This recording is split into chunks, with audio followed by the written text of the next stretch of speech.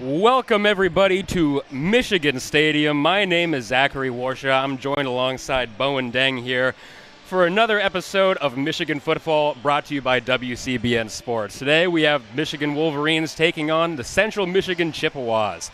In-state opponent from the MAC comes in, usually a tune-up game, but you never know with these sort of things.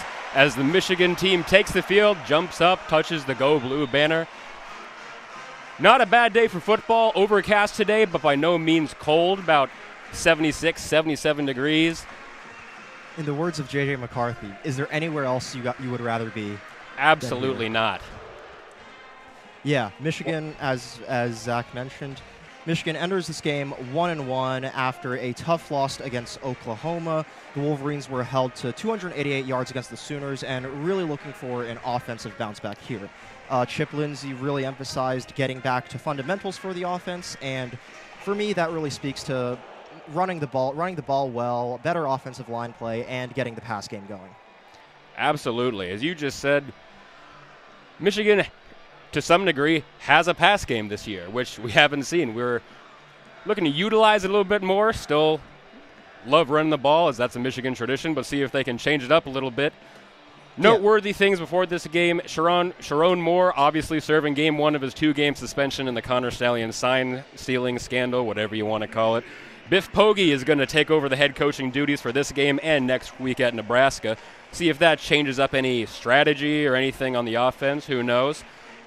Looking over at the Central Michigan side, really, I mean, if you look at their tagline is committee everything. Everything by committee. They use every quarterback, every wide receiver, every running back.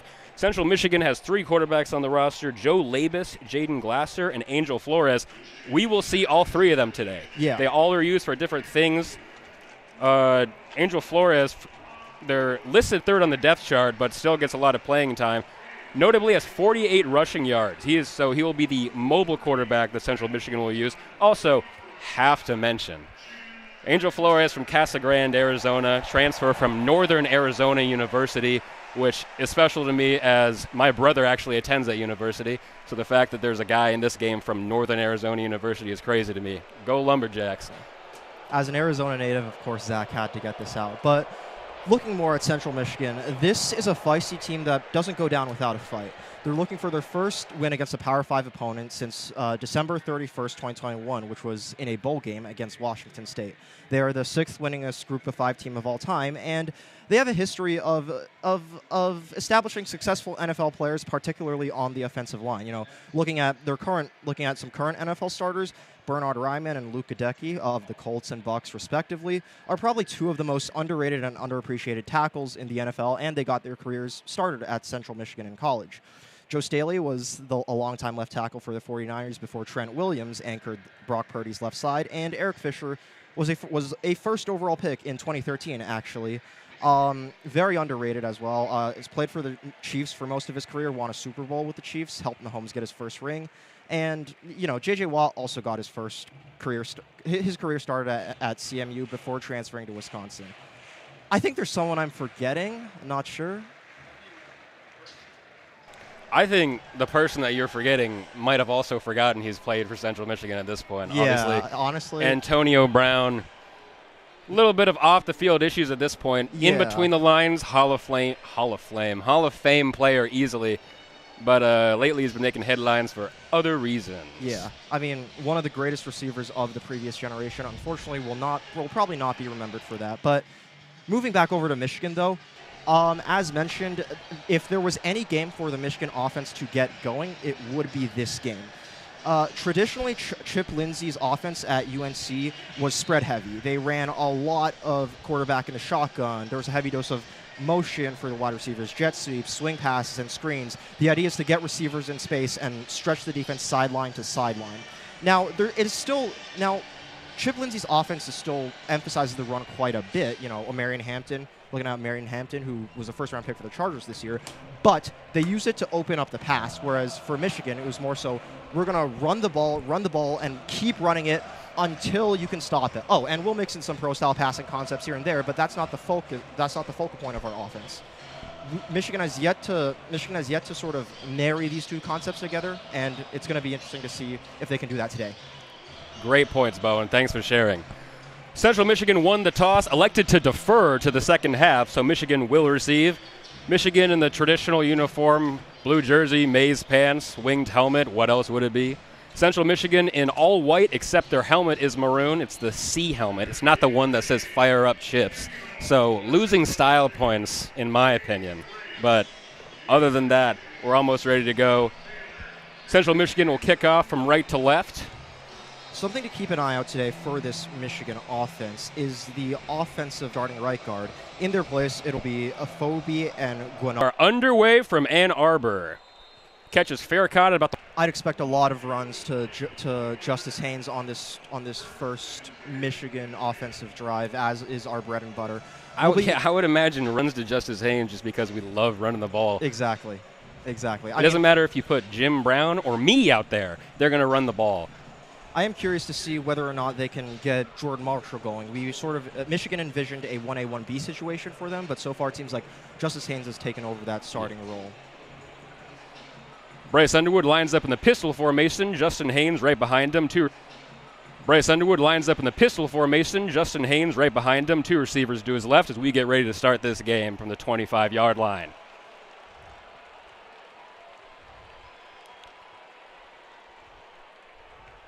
Underwood takes a snap, hands off, fakes the handoff to Justice Haynes. He's going to launch it downfield on the first play. And, almost intercepted. Dangerous throw by Underwood there. He had Shannon Goodwin streaking open. Shannon Goodwin was open, but just misfought. Just a little bit of an overthrow. Underwood very lucky that was not intercepted, but you like to see him take risks. Absolutely. Caleb Spann almost came up with the interception there for Central Michigan as he just threw it about 40 yards down the middle of the field. Same formation on the second play as we get ready to start it back up. Underwood takes it, throws it wide out left. Caught.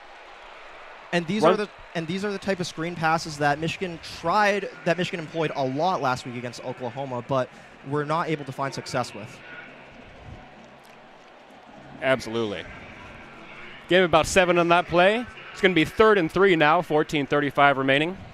You have to wonder if they go for another one of those screens or if they just hand it off to Haynes and just rely on the power run game here. Shotgun formation, Justice Haynes to Bryce Underwood's right, trips right, one receiver left. Tight end formation, Bryce drops back to pass, throws, caught! Great catch there by Hogan Hansen. Enough for the first down. That'll move the chains. Ball up to the 42-yard line. 1st and 10. Look out for Hogan Hansen, who was Michigan's most effective route runner last year outside of Colston Loveland. With Marlon Klein yet to see the field, he was listed as questionable. It will be interesting to see what he does. Next play, really quick. Bryce Underwood takes a snap, throws out to the right, left hash, caught one, adds to his already 122 yards on the year, 47-yard line, and another first down. McCauley, the leading wide receiver for the Wolverines, look for him to continue getting involved throughout the season. He's sort of that prototype X-Men man coverage to win his one-on-one. Michigan comes up to the line. Just tight end formation, Hogan Hansen as he goes out to join them. Trips left now. He'll hand off to Justice and Hogan Hansen as he goes out to join them. Trips Haynes down the wrapped up by the defense end of Central Mid. Just Haynes almost had a lane there but couldn't break free. Just not going to bring up second and 8. The outside zone run again. Keep an eye out for the off. Ball in the 40. Again, keep an eye out for the off. Ball in the 45-yard line. 2nd and 8 for the Wolverines. In the pistol again, just as Haynes behind Underwood. 2 receivers out right. Fake handoff to Haynes. Underwood rolls left, throws the ball, caught across the field about 20 yards ahead. Michigan saw a lot of success with those Underwood rollouts last week at Oklahoma. That was Donovan McCauley again, they're running a hurry-up offense here for the most part. Michigan rushes to the line. Bryce Underwood in the shotgun, Justice Haynes to the right, 2 receivers right. Hands off to Haynes. Around the left hash, goes right into the middle of the sea of bodies, not able to get much, a few yards at best. Haynes very much a power runner. Are they going to give him 5 yards on that? Now ball up to the 24. It's going to be 2nd and 5 Michigan. Haynes very much a power 12-11 left there. Will fight for every yardage he gets, and that was a perfect example of it. Really, there was nothing much going in that inside run there, but was able to ultimately push through a couple defenders with the help of the offensive line, a 2 to 3 yard gain. Michigan, for the first time in a couple of plays, taking a long huddle here, maybe just trying to catch everyone's breath. It's now they break it and go out to the line. Pistol formation again, 2 receivers out right, just as Haynes behind Bryce Underwood. Takes a snap, fakes the handoff to Haynes, looks right, launches it for Marlon Klein, just a little bit out of bounds, unable to find his receiver. Marlon Klein was streaking towards the end zone, had nobody in front of him, but just a little too much oomph on that, and it sailed about 5 yards out of bounds. That'll bring up 3rd and 5. Again, as a true freshman, there is going to be a learning curve for Underwood. That is a throw you would like to see him make, but again, Michigan lives to fight another down as they come up on this 3rd and 5. 3rd and 5 situation. Shotgun formation, trips right, 1 receiver out to the left, Justice Haynes to the right of Bryce Underwood here. Hansen in formation. Or a movement, I should say. Bryce Underwood takes the snap. He'll just run it himself over to the right, across the hash mark, across the 20, 15, Excellent 10, run by pushed out of Underwood. bounds at around the 9 or 8 yard line. That'll be enough for the first down. Ball in the 9 will be 1st and goal, Michigan. What a run by Underwood there. Absolutely. Underwood just scanned the field, saw no one open downfield, but saw a wide open running lane, chose to take it himself. Again, it really seems like Chip Lindsey is opening up the playbook, which is encouraging for the Wolverines. Back to the line again, shotgun formation. 2 receivers right, 1 left. Justice Haynes to the left of Bryce Underwood on this play. They've now moved it up to the 8, actually, so it's going to be 1st and goal from the 8. Bryce Underwood takes a snap, throws it up for McCauley. Again, a little too much on that, but there was some grabbing on the jerseys anyway, and they're going to throw chips. Yeah, and this is the advantage that Donovan McCauley can bring you. 6'5", wide receiver, very hard to guard in the red zone. Line him up at X and just have him run into the end zone and try to grab a 50-50 ball or draw a pass interference just like he did right there. Caleb Spann for the Chippewas, the redshirt senior from New Orleans, is going to get the pass interference on that. So now it's going to be 1st and 2 from the 2-yard line. Michigan 1st and 2, 1st and goal from the 2-yard line as Michigan's going to try and punch it in here probably. I just expect a handoff to Haynes. What do you think? I would too. Shotgun formation, Haynes to the left. It is a handoff to Haynes. She's going to run right through the middle, practically a police escort into the end zone as Michigan gets on the board for the first time today, goes up 6-0 before the extra point. What a drive by the Wolverines, Bowen. Yeah, absolutely. The pass in the first 2 games, this was probably the best the pass game has looked all season. Granted, it's only 2 games and a little bit of a 3rd game in, but some of those you're really starting to see what the combination of Underwood, Lindsey, and a revamped receiver room can bring you. Of course, ending that drive with some good old-fashioned vintage Michigan smash mouth football. Absolutely. Zavada lines up for the extra point here. Missed one last week, or a field goal last week, I should say, but still All-American, one of the best kickers in the country. Snap spot, kick is up, and that is good. Michigan will go up 7-0 with just under 11 minutes here in the first quarter. Really showed no trouble getting to the end zone on that first drive, so hopefully that's a lot more of what we get to see for the rest of today. Absolutely. The offense was smooth like butter, and as mentioned in the pregame, Michigan is looking to marry this Chip Lindsey spread offense with Michigan's traditional smash mouth power run game offense. And outside of a near interception from Bryce Underwood on the first play of the game, I'd say they did that pretty well. This drive. You saw a lot of passing concepts, from screens to goal routes to slants up the middle, and also multiple run concepts off the back of Justice Haynes and that offensive line. Absolutely. So if you're just joining us, Michigan just powering down the field that first drive. Took 4 minutes, 4 seconds. Was 10 plays, 75 yards. Really was not stopped at all. Only borderline mistake was the almost interception on the first play. But other than that, pretty textbook if you ask me. Finished off by a 2-yard rushing touchdown from Justice Haynes, of course, as they honor the men's basketball team here on the field for winning the 2025 Big Ten tournament. Very excited to see what they can do this year. A lot of high hopes for the basketball team, and I think Chrysler will be rocking. Oh, for sure it will be. So much hype around that team. Can't wait to see how that goes. So now that Michigan is shifting on the defense, I'll talk a little bit about the defense.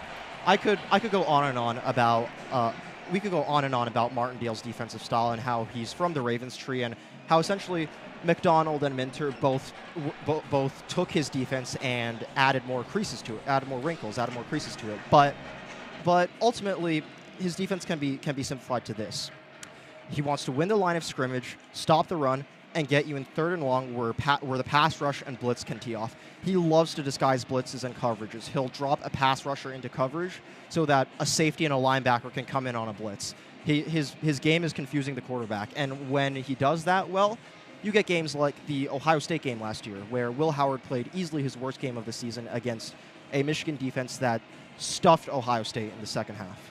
When it does not work, like at times it didn't last week against Oklahoma, you'll get them in 3rd and long and then give up a big pass play or allow a quarterback like Matier to just scramble and extend plays.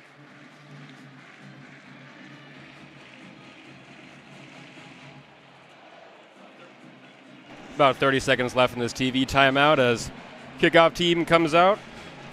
About to see Central Michigan's first drive of the game. Not sure who their starting quarterback is going to be. We would assume Joe Labus. However, as we said, it's kind of a revolving door where they cycle through all 3 of their guys, which you know as soon as they take the field. In the meantime, Beckham Sunderland, our kickoff specialist, transfer from Texas State, put the ball on the tee, get ready to kick this one off to the right. As mentioned, it'll be interesting to see what this Central Michigan offense does. Their pass game has yet to find any form of consistency, and so they seem to like to rely on the run, as does Michigan. Absolutely. Sunderland gets ready for the kickoff. We're just about set to go again here from Ann Arbor. Raises his hand, make sure everyone's ready. And off we are. Kickoff sails into the end zone. Going to be a fair catch, so this will come out to the 25-yard line. And the Chippewas will have their first drive of the game, apologies. Here comes the defense, and here comes the crowd. It will, in fact, be Joe Labus to start this game for Central Michigan, the redshirt senior from Brecksville, Ohio. 1 point, the Iowa Hawkeye quarterback. While they do cycle through all 3, Labus is, for all intents and purposes, the main guy, if you like to use that term. 145 passing yards on the season. 6'4", 210. He's a big boy back there. As Central Michigan gets up to the line in the shotgun formation. Running back Trey Cornish to the right. Labus fakes a handoff, immediately sacked. O-line just completely parted like the Red Sea, and Jay-Sean Barham was able to just sprint towards Labus and take him down on the first play of Central Michigan's drive. Loss of 8 on that play will bring up 2nd and 18. Just what did you expect from Jay-Sean Barham? Incredible start there for the Michigan defense. Central Michigan approaches the line again after losing 8 yards on the first play. Not how you want to start at all. Same setup, shotgun formation, Cornish to the right, trips left for the Chippewas. Snap by Labus. He'll throw it wide out left, almost intercepted by T.J. Metcalf just through his arms. It would have been a 2nd INT on the year. Pass will be incomplete, which brings up 3rd and long, 3rd and 18 here. Already not looking good for the Chips. Metcalf just broke a little early under that ball there. And here comes the crowd. Here comes the crowd getting into it. Packed house today, even with all due respect, if Central Michigan's considered a lesser opponent from the MAC. It is Parents Weekend, and Michigan football shows that regardless. Over 110,000 people on hand today as Central comes up to the line. Shotgun formation. Cornish out to the left this time. 2 receivers left, 1 to the right. Takes the snap. Labus drops back. Avoids a sack. Throws it up high to the right. Ooh, incomplete. Pass was intended for Langston Lewis, it looks like, and just broken up by multiple Michigan defenders on that play, which will bring up 4th and 18, and here comes the punt team for the Chippewas. A little bit of a hospital ball. Samaj Morgan is back to return. Samaj Morgan back to return, as you just said, not to repeat that exactly. Declan Dooley, the punter for the Chippewas, redshirt sophomore from El Paso, Illinois, 1 point Illinois Fighting Illini, man. So back in the Big Ten for about 1 game as he plays Michigan here. Punts up and away. Short punt. Honestly, horrible punt. I'm not going to lie. It's about the 45-yard line as Samaj Morgan let it bounce off his foot and almost gave it back to the Chippewas, but he's able to fall on it. And Michigan will take over at their own 41-yard line, 1st and 10. Almost an uncharacteristic mistake there by Morgan. Special teams usually a strength of Michigan.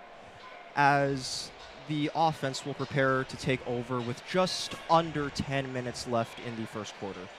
What have you liked from Michigan so far, and what would you? What have I liked from Michigan so far? Everything. I want to talk about the first offensive drive. They just completely barreled down the field and just plunged it in. And in terms of defense, that's probably the best defensive drive you've seen yet this year. Easily. First play, immediate sack. Second play, almost intercepted.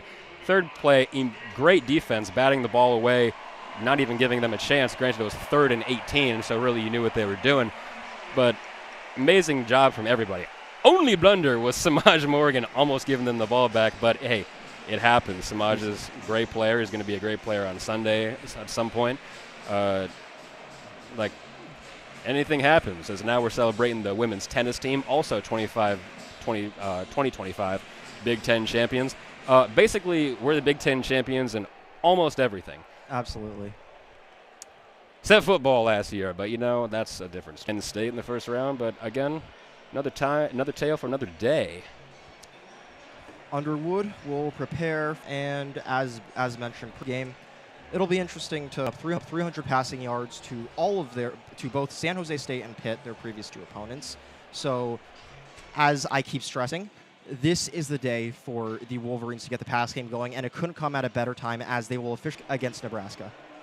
Absolutely, and already Bryce that's one drive, so I really like that. I know we've been hesitant to throw the ball. Throwing the ball is a new concept for us. What's the forward pass? Yeah, what's the forward pass? I don't know. We're basically like Army West Point, and it's nice to have a nice change of pace. Like to see Bryce a little more mobile, but as Sherrone Moore said, you want to be sure you have 2 QBs before you let your first one run. It's kind of a wild statement to make, in my own opinion. As Michigan comes up to the line here for their second drive of the game. Ball on the 41. Bryce Underwood in the shotgun. Justice Haynes to his left. 2 receivers out right. Haynes now shifts to the right. Ball snap, handoff to Haynes. He'll go down the left hash and is stopped at the line. It takes about 4 Chippewas to actually pull him down. But that'll be no gain. Still on the 41, 2nd and 10. CMU really just blew up that play from the start. The blocking assignments were off. Haynes really had nowhere to go. Absolutely. And one thing about Central Michigan, it's always a team effort. I name whenever they make a defensive play because there's always like 4 to 5 guys doing everything. Receivers on both sides now. Justice Haynes to the right of Bryce Underwood in the shotgun. Here's a snap. Bryce looks left. Throws. Oh, intended for Marlon Klein. Fence there by the Chippewas. Looked like that was Jordan Quataus. Great deflection. Well, great deflection. No, in all honesty, Marlon Klein just let it go through his hands, but it was great defensive pressure is what caused him to maybe do one of those where you look up the field a second too soon, just lose sight of it as Michigan hurries to the line again. 3rd and 10. Ball still on their own 41. About 4.5 minutes, a little over that remaining. Justice Haynes to the right of Bryce Underwood. 2 receivers on each side. Bryce now goes up to the line, audible. Looks over the defense. Here's a snap. Rolls out right. Ooh, avoids a sack. Rolls out right again. Throws it up. Caught! About 20, 30 yards down the field. What a catch. Excellent audible by Looked Underwood. Like Kendrick Bell? Not Kendrick Bell. Semaj Morgan. I thought it said 10. Semaj, I'll bring it up to the Chippewas 38. 1st and 10, Michigan in back pressure and going almost completely to the sideline and finally just hurling that up the sideline for Semaj Morgan as Michigan hurries to the line again. Shotgun formation. 90 minutes Haynes out left. 2 receivers to the right. Handoff to Haynes. Fake handoff. Bryce will actually keep it, and he's immediately sacked in the backfield. That's going to be a loss. Again, even though that was for a loss, it's encouraging that Michigan's offense is allowing him to take those handoffs. That was a designed handoff all the way. Designed quarterback run, rather, all the way. Just did not work out the way they wanted it to. Loss of 3 on that's going to bring up second one. 8.5 minutes. I don't know why I said like 4.5 minutes, a minute or 2. Formation, Haynes behind Underwood right now. 2 receivers out right, 1 out left. Standing right up as Bryce goes to the line, audible something. Takes the handoff to Haynes. Bryce drops for a Central Michigan defender to get right before the first down marker. Didn't quite get it. It'll be a little short. 3rd and 4. It's what's going to be right before the first down marker. Didn't quite get it. It'll be a little short. 3rd and 4. It's what's going to be the next play. But great job by Bryce. Saw nothing available on the receivers and decided to just tuck it and run himself. Again, encouraging signs that the offense is allowing Bryce to take these runs instead of sort of having him be more of a pocket passer as we've seen the past 2 weeks. 3rd and 4 for the Wolverines now. 7.5 to play in this first quarter. Justice Haynes to the left of Bryce. 2 receivers right, 1 left. Underwood takes the snap, drops back, looks to pass. Throws it up for Semaj. Caught at about the 3-yard line, and he'll just walk in Touchdown, Michigan! Perfect pass by Underwood there. Hit Morgan in stride. Excellent touch on it. Did not have to slow down and just had a wide open path to the end zone. Chip Lindsey has really opened up the playbook after his play calling was really criticized last week against Oklahoma. Looked like that was Jayon Jackson in coverage for the Central Michigan Chips. And Samaj just straight up beat him in a foot race. He was much faster, had wide open room, was able to catch that in stride, and not to be like every Michigan student ever. But what a throw by Bryce Underwood. He led him perfectly as Zavada lines up for the extra point here to put Michigan up 14-0.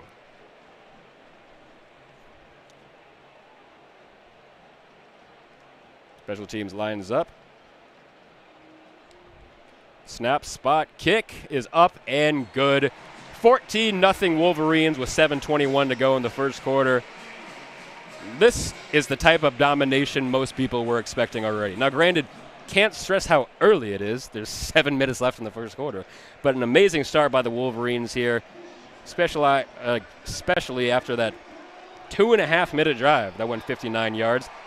Of course. The word I'm looking for is efficiency. Absolute domination and doing it really quick as well. This is the most explosive the pass game has looked since J.J. McCarthy, honestly. Even Underwood's first start against New Mexico, he was not hitting the type of throws that we're seeing him hit today. It was a lot of underneath stuff, a lot of checkdowns, a lot of him taking what the defense gives him. Seems like today he's really letting it rip as our beloved Victor comes on the field. Victor the Frisbee dog is the best. The fact that he tore his ACL last year heartbreaking, was horrible, and that we didn't have him for most of the year. The fact that he's back is great. Good, always good to see him out there running. Has no problem putting weight on any of his legs.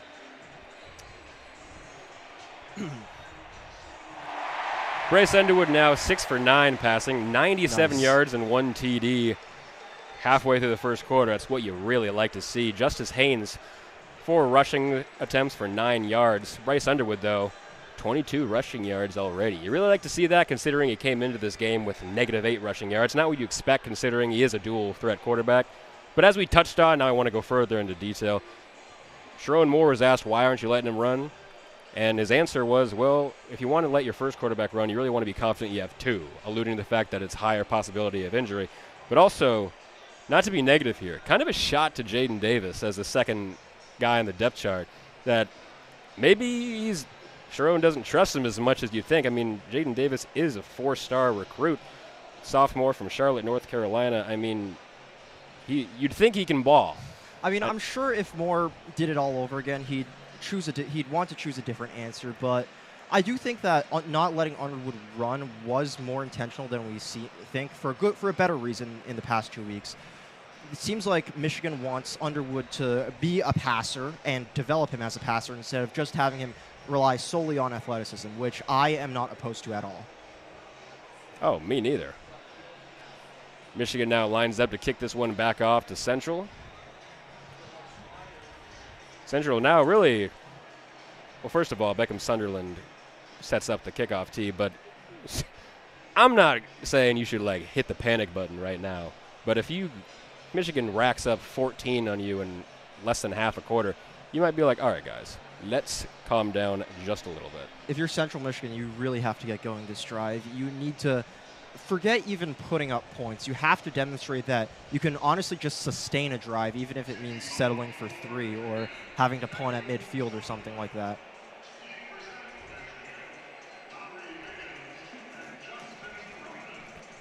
$7:21 remaining in this first quarter as we get ready to get back to the action here. Nowry Biggins and Justin Ruffin are back for Central Michigan. And there's the kick. He's not even going to try to catch this as he signals for the fair catch the moment it left Sunderland's foot. And Central Michigan will start from the 25-yard line. Gotta wonder if Wink Martindale dials up another exotic blitz here, or if he simply tries to confuse Central Michigan's quarterback with rotating coverages. Joe Labus comes out as a quarterback once again for Central Michigan. And to your point, I mean, who am I? I'm just a play-by-play commentator. However, if I'm Wink, I say send the house again. Make them prove they can stop it, because on the first play, with all due respect, their O-line looked like Swiss cheese. Absolutely. Central Michigan comes to the line for their second drive of the game. Barham is lining up as a blitzer. everyone. Yeah, this is going to be a blitz. 2 receivers out left, 1 out right here now. Motions to the left. Labus gives the handoff to Biff. The redshirt sophomore from Cincinnati. Transfer from 2 left. Receiver in play twice in a row. And again, probably 2 to 3 yards at best. 3 yards is going to bring up 3rd and 5 for the Chippewas. This is where the pass rush can really tee off here as the crowd gets into it. Central Michigan taking their time, probably a little bit loud in here. Not exactly a library at the big house for most of the time. Absolutely As not. now Central Michigan will come up to the line. Labus in the shotgun. Same formation they've had the entire time. Corners to the left. 2 receivers left, 1 right. Labus now calming down his guys a little bit. Looks over the defense. Here comes the snap. Handoff. Same play. Third time in a row. He'll be stopped. That'll bring up 4th down. Speculate too early, but it does seem like Central Michigan is a little bit from the chips as Declan Dooley gets ready to punt this one away. Try and do a better one. Kick. Bounces out of bounds. Bounces the other way right near the sideline, and it'll roll, give a nice Chippewa roll to about the 25, 26-yard line. They'll mark it at the 26, and that'll bring... I doubt the offense will be in a rush. Absolutely necessary, of course, as we go to a little bit of a break. A little bit of a break here. Again, thank you for... I'm Zach Warshaw, joined alongside the best color man in the land, Bowen Deng. Excited to have you for this first half on Parents Weekend, Michigan versus Central Michigan football. As the crowd now starts the Go Blue chant. This is what it's all about. There's a breeze in the air. College football is here. Okay, I was talking to my friend about this last night. Here's the thing about the Midwest. Okay, granted, I grew up in a desert, okay?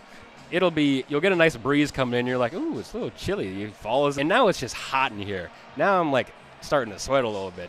The Midwest is insane where it can fluctuate 20 to 30 degrees in a matter of minutes. I know that's pretty much everywhere other than the Southwest, like Arizona and New Mexico. But just from an outsider's perspective, I want you to know I love the state of Michigan, but it's still interesting to me. You grow to love the weather, honestly. I remember my freshman year here, or my first year in Michigan.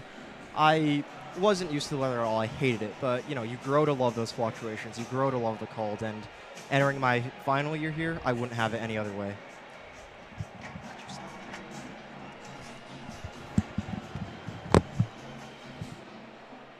About 40 seconds left in this commercial break here. Just a couple guys playing catch. Really just... I'm going to be so real with you guys. It's so the Big Ten Network can get their advertising revenue, which, hey, get that bag, King. That's why we have 30 teams in the Big Ten at this point.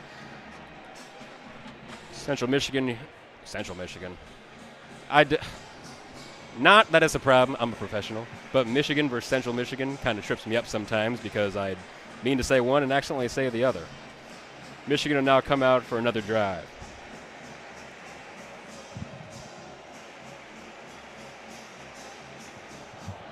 We'll allow the band to finish up here as the refs stop him for a little bit. Now they'll say go ahead and play.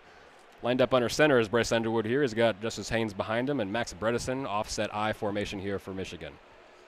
Handoff to Haynes. He'll go right up the left hash mark, and he's going nowhere. Maybe 1 to 2 yards at best.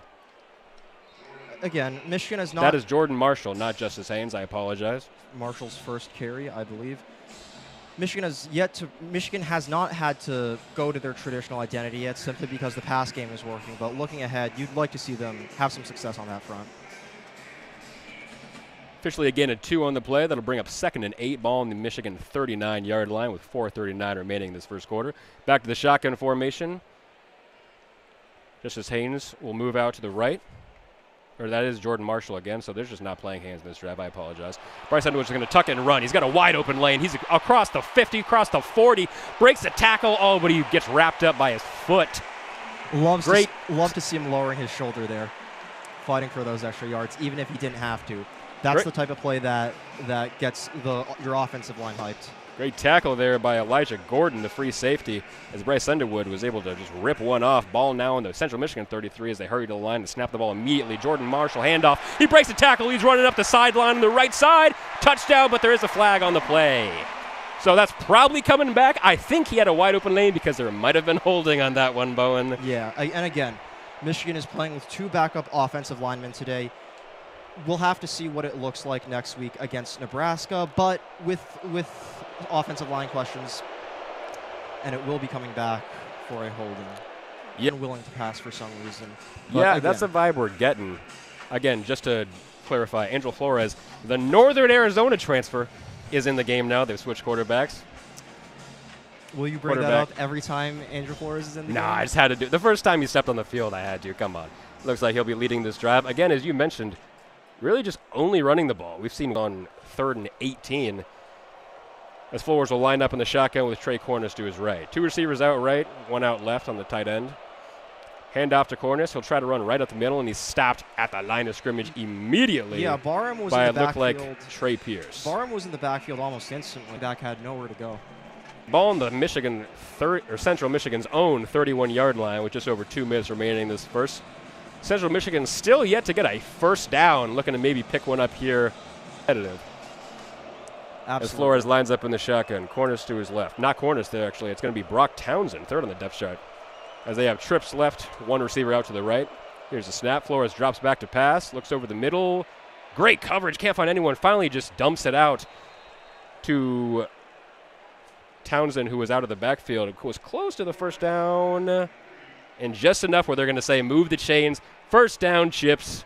It's their first down of the game.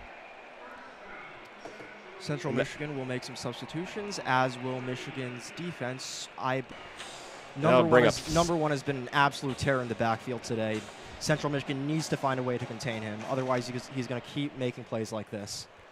Absolutely. 2nd and 19 now for the Chippewas after that loss of 9. 25 seconds left in the first on the play clock, so we'll definitely get another play here. Levis lines up in the shotgun formation. Cornish to his left. Receiver in motion. Hand off to Cornish. Can't go anywhere. Tried to go right up the middle in between the hashes, and again, just completely stopped that line of scrimmage.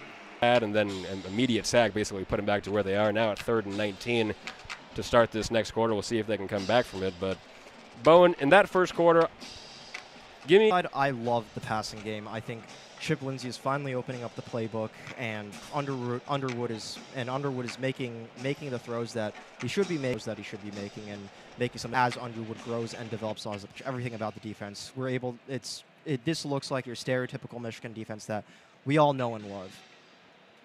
For Central Michigan, I've been relatively uninspired by the offensive play calling, and this is the problem when you have a quarterback platoon where you don't allow the players to get comfortable with one quarterback, so you have to simplify the offense a lot. The passing concepts have been vanilla, and really the only thing they've been able to do somewhat consistently is run the ball. Defensively, they do not have much answers for Michigan's passing game. They have been able to stop the run a bit, but that's only because Michigan has chosen not to run the ball. Completely agree. Great points all around. Just to sum up that first quarter, Bryce Underwood 6 for 11, 97 passing yards. Central Michigan only has 1 completed pass the entire game. That was Angel Flores' first down pass for 8 yards that immediately got him ripped out. Flores' first down pass for 8 yards that immediately got him ripped out for some reason. Michigan rushing, Bryce Underwood still leading. 4 rushes for 50 yards, while Jordan Marshall, 3 for 16. Justice Haynes 4 for 9, but he did have that 1 rushing touchdown from the goal line. Central Michigan's rushing looks more like Trey Cornish, 5 attempts for 8 yards. And then Joe Labus hasn't rushed. However, he's lost 17 yards from sacks. So that's definitely not ideal if you're the Chips. Samaj Morgan's leading the receiving game for us. 3 receptions for 60 yards and a touchdown. What an absolute beast that man is. And again, keep in mind, this Central Michigan defense is very bad against the pass.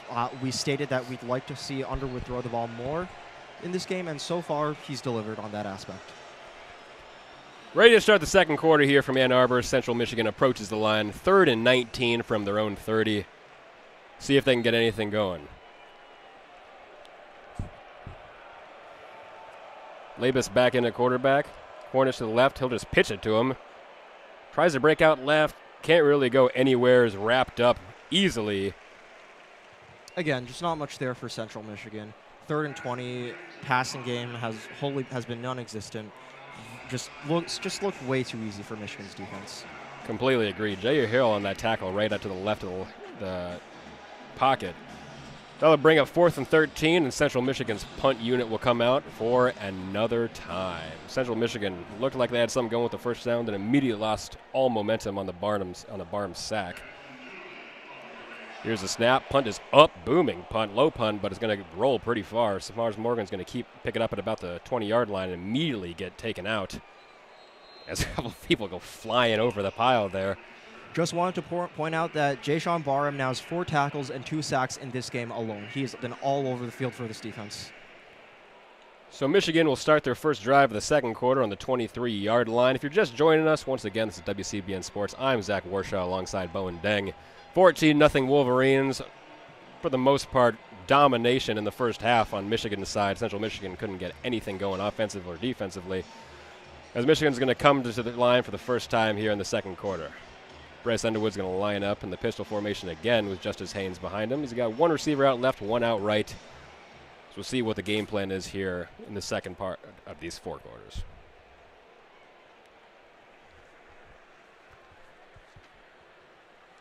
Motion left. Bryce Underwood takes a snap, immediately hand off to Haynes, run over to the left. Not really anywhere to go as he's immediately wrapped up by Dakota Cochran there, the right outside linebacker from Shaker Heights, Ohio. Outside of Underwood, this Michigan run game hasn't really gotten going, which is something we're not used to saying or hearing. Absolutely not. Underwood back in the pistol formation. Jordan Marshall behind him. Got 2 receivers out right, empty out left as that's on the far left hash mark from the 24-yard line. 2nd and 9. Here's the snap. Fakes the handoff to Marshall. Drops back to pass. Looking for Andrew Marsh. He's got him on down far the right side of the field around the 50-ish yard line. What a pass by Bryce Underwood. And Marsh was just beating his guy man on man, and he saw him and threw it up. It's going to bring the ball up to the 46-yard line. I love to see them getting Marsh involved. He is an electric true freshman from Katy, Texas, and Moore has hinted that he will be a significant part of this rebuilt Michigan receiving corps. Oh, I completely agree. He's an absolute beast. True freshman from Katy, Texas, 4-star recruit. 6'0", 190 pounds. Sherrone Moore was actually quoted by saying, yeah, he's going to touch the football. As Michigan comes up to the line, same formation, pistol set up. 2 receivers out left. Bryce Underwood fakes the handoff again, drops back to pass, looking for anybody down the right side of the field. What a catch by Hogan Hansen. Threw it up to the left sideline and just completely mossed his defender, Dakota Cochran, who's just getting laid out all over the field, to be honest with you. And that's going to be another huge game for the Wolverines. Ball now in the Central Michigan 20. Just wanted to bring praise, up 1st and 10. Just wanted to praise Lindsey's play design there. Andrew Marsh was also wide open on a motion route up the middle of the field. Great point. Good color analyst there, Bowen. Ball in the 20-yard lane now, 1st and 10. Shotgun formation now for the Wolverines. Jordan Marshall to the left of Bryce Underwood. Goodwin out to the left. Takes a handoff to Goodwin, then Bryce is just going to take it and run himself over to the left. He breaks free, trying to get around the defender. He beats him and walks into the end zone for a touchdown. And he celebrates in front of the student section. What a run by Underwood, man. That's just insane. I mean, 20-yard touchdown run from Bryce Underwood there. Just tucked it and just turned the corner. I don't know how to put this other than every Michigan guy just looks faster than the Central Michigan counterpart on the other side of the field. Dominic Zavada lines it for this extra point. It's just, he had defenders pushing on him, and he just outran him. It was really impressive to watch. So get ready for the extra point here now. Snap spot up. That kick is good. That'll make it 21-0 Michigan with 12:09 remaining in the second quarter. And again, for the entire week, we heard questions about Chip Lindsey's play calling. He was criticized for being way too conservative against Oklahoma. And what is his response? Let Underwood use both his arms and legs today. It's, again, Michigan, even during the Harbaugh days, were a team that did tend to start slow. Their first 3 out-of-conference games tended to be tune-up games, if you could call them that. And seems like this offense is finally starting to find its footing, granted against a pass defense that is a little inferior. Agreed. I mean, still, this is Division I football, but I understand what you're saying. Just utter domination, 2 incredibly large passing plays in the last drive, and then just a 20-yard rush to cap it off. But really, Michigan's kind of doing whatever they want offensively for the most part. They're just kind of getting practice out there. which leads us to a 21-0 score. As now we're honoring the softball team for, guess what, winning the Big Ten last year. We have won everything. Not we. Michigan has won everything ever. As they show off their rings, that's an impressive rock. Not that you wouldn't get one, but for winning the Big Ten championship, it looks like a Super Bowl ring. The softball team has quietly been very, very good these past couple of years. My good friend Vihan Iswar, who was on the softball beat for the Michigan Daily, would know. About a little under a minute left in this commercial break. What do you expect here from Central Michigan, Bowen? Do you think you try to do something crazy, get back into this, or if you're Central Michigan, at what point? I mean, hang on. For context, Ohio State played Grambling State last week, and Grambling State's head coach was like, "We know what's going to happen. Like, we're not going into this thing, and we're going to shock the world." Do you think at all Central Michigan is like, "Man, we know why we're here. Let's just." Absolutely not. I don't know if they expect it to be punched in the mouth like this, but as mentioned, this is a team that plays until the last snap, and they even down 21-0 before halftime, they will not give up. But I do think they need to. Not that I expected them to. Exactly. Let me just be clear. I do think they need to get the passing game going, though, if they want any semblance of coming back. Well, that was the one thing that surprised me. Freaking Angel Flores comes in and completes the only pass that Central Michigan had to that point, and then immediately got pulled out. Now Joe Labus does have a pass for 6 yards, but definitely an interesting strategy there. I'm not a head coach, so I am not criticizing this at all. I'm just, as an observer, that was interesting to see for me. As Michigan gets ready to kick this off back to Central Michigan. Going right to left here, by the way. I forgot to mention we switched sides in the second quarter. Here's the kickoff. Is that one just going to sail into the end zone? Just wanted to bring this up. Michigan had 280 yards of offense combined against Oklahoma last week. With 12 minutes left in the second quarter, they already have 250 yards this week. Very impressive. Granted, Oklahoma is a little bit more of a high-caliber opponent than Central Michigan. Especially no shade to anybody. Defense. But if you're playing an SEC team, SEC, Big 12, whatever they are now, you're going to be stopped a little bit more. Oh, my gosh, you're playing Creed. As Central Michigan's going to come back up to the line. Joe Labus still in the game. Empty backfield here. I totally lied to you. That's a 7, not a 2. Angel Flores back in the game now. He'll just take it and run a self-designed quarterback run. He's going to power through, do a spin move, just absolutely basically push his lineman in the back as a blocker. He's going to get about 4 to 5 yards on that play. It's going to bring up 2nd and 5. What an attaboy moment there from Angel Flores, being like, "Nah, I'm getting these yards whether you want me to or not." Absolutely. Good physical running from Flores there. That was a weight room moment. Weight room. That was I'm going to push my 300-pound O-lineman over you, and I'm going to follow in his footsteps. Flores now in the shotgun. Scott Nari Biggins to his right. Throws it wide out right for Tyson Davis. Davis tries to turn the corner, can't really get. Linebacker seems to be a versatile chess piece, and look for him to be more involved in that aspect as Michigan continues this game. Receivers out left, empty backfield on the 3rd and 1. 2 receivers out right. Flores in the shotgun. Plow it through the middle, and he's stopped at the line. About 3 to 4 Wolverines just tackled him there, and he went nowhere. That's going to bring up 4th and 1. If you're Great Central play Michigan, design. You're going for this.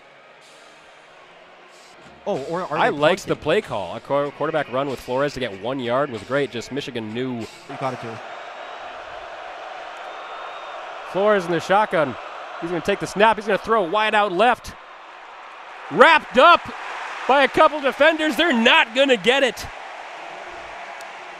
Defense That looked like Nari Biggins, one of T. the running backs that caught that ball and just immediately stuffed by 4 Wolverines. Looks like that was led by Brandon Hillman.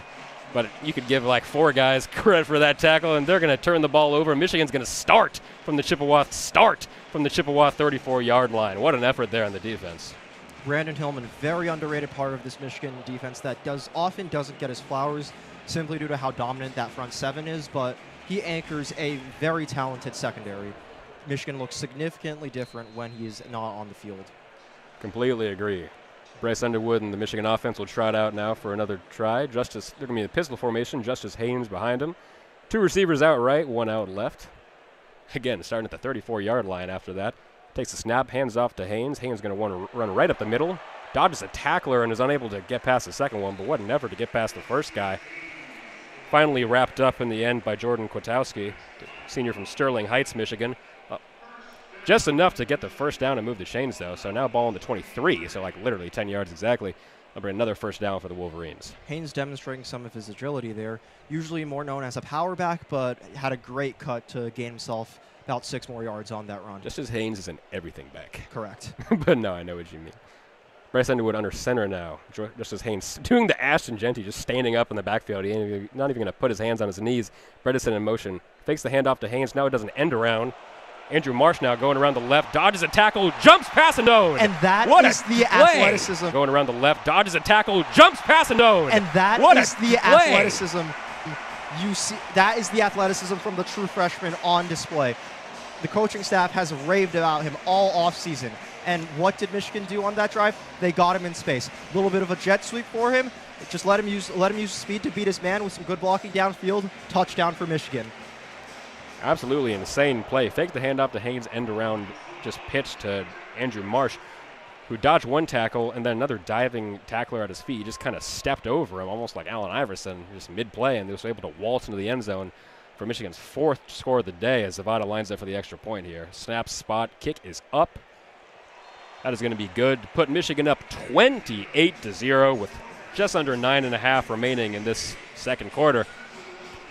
This is just utter domination. Absolutely. And if you're a Michigan fan, this is everything you wanted to see. Defense hasn't missed a beat. Offensive playbook has opened up, and Bryce Underwood looks sharp. Yeah. And I love how Chip Lindsey is using these jet sweeps and these screens as an extension of the run game. You know, you often don't view jet sweeps and these jet sweeps as an extension of the run game, but fundamentally that's what they are. Just adding an extra wrinkle to this Michigan offense that we haven't seen in a long time. Absolutely. Here's what I like. I've got to stop saying we. I apologize to our listeners. I am not a member of this football team. I am merely a student of this university.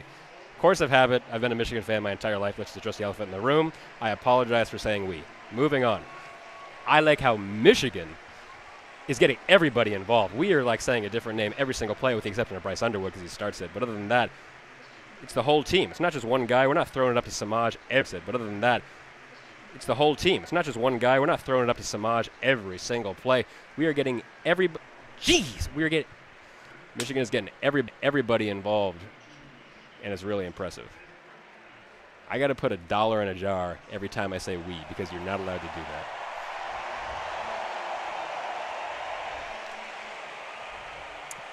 Again, cannot say enough good things about Andrew Marsh. He made a big freshman mistake the first game against New Mexico where he tried to hurdle a defender on kickoff return and ended up fumbling the ball, gave it to New Mexico. Didn't really see much action against Oklahoma, but seems to really be coming into his own against Central Michigan. And again, as Michigan prepares to begin Big Ten play next week, keep an eye out for him and see how Chip Lindsey gets him involved. And if you're a Michigan fan, in terms of preparing, not to already look past this game is currently going on, but looking to Nebraska next week, you're opening up Big Ten play on the road in Lincoln. No matter how good or bad Nebraska is, Lincoln is a very difficult place to play. This has got to be a confidence boost. Everything's working for you. I think this is great for Michigan to just have their hopes high going into Nebraska. It's like a tune-up game, as I said in the longest yard. I mean, it's the whole point. Still some things to clean up, of course. Absolutely. I'm not saying with the 85 Bears. Yeah. You'd want to see the run blocking be better, and you want to see them clean up the kicking game. This is the second week in a row that Zavada's missed a field goal, which is crazy to say. Michigan now lines up for the kickoff to give Central Michigan back the ball. The ref is just juggling this thing. Finally, he gives it to Beckham, and he'll be able to put it on the tee.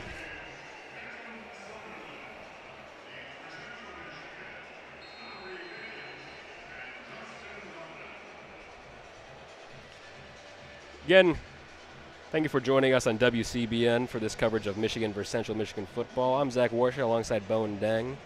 28-0 Michigan lead with 9:23 on this Parents Weekend football matchup. Beautiful day out here. Overcast, but the sun is peeking through. as that kickoff is going to end up in Kentucky. That one landed so far to the back of the end zone, almost hit the bricks. So Central Michigan is going to start from the 25-yard line, 1st and 10.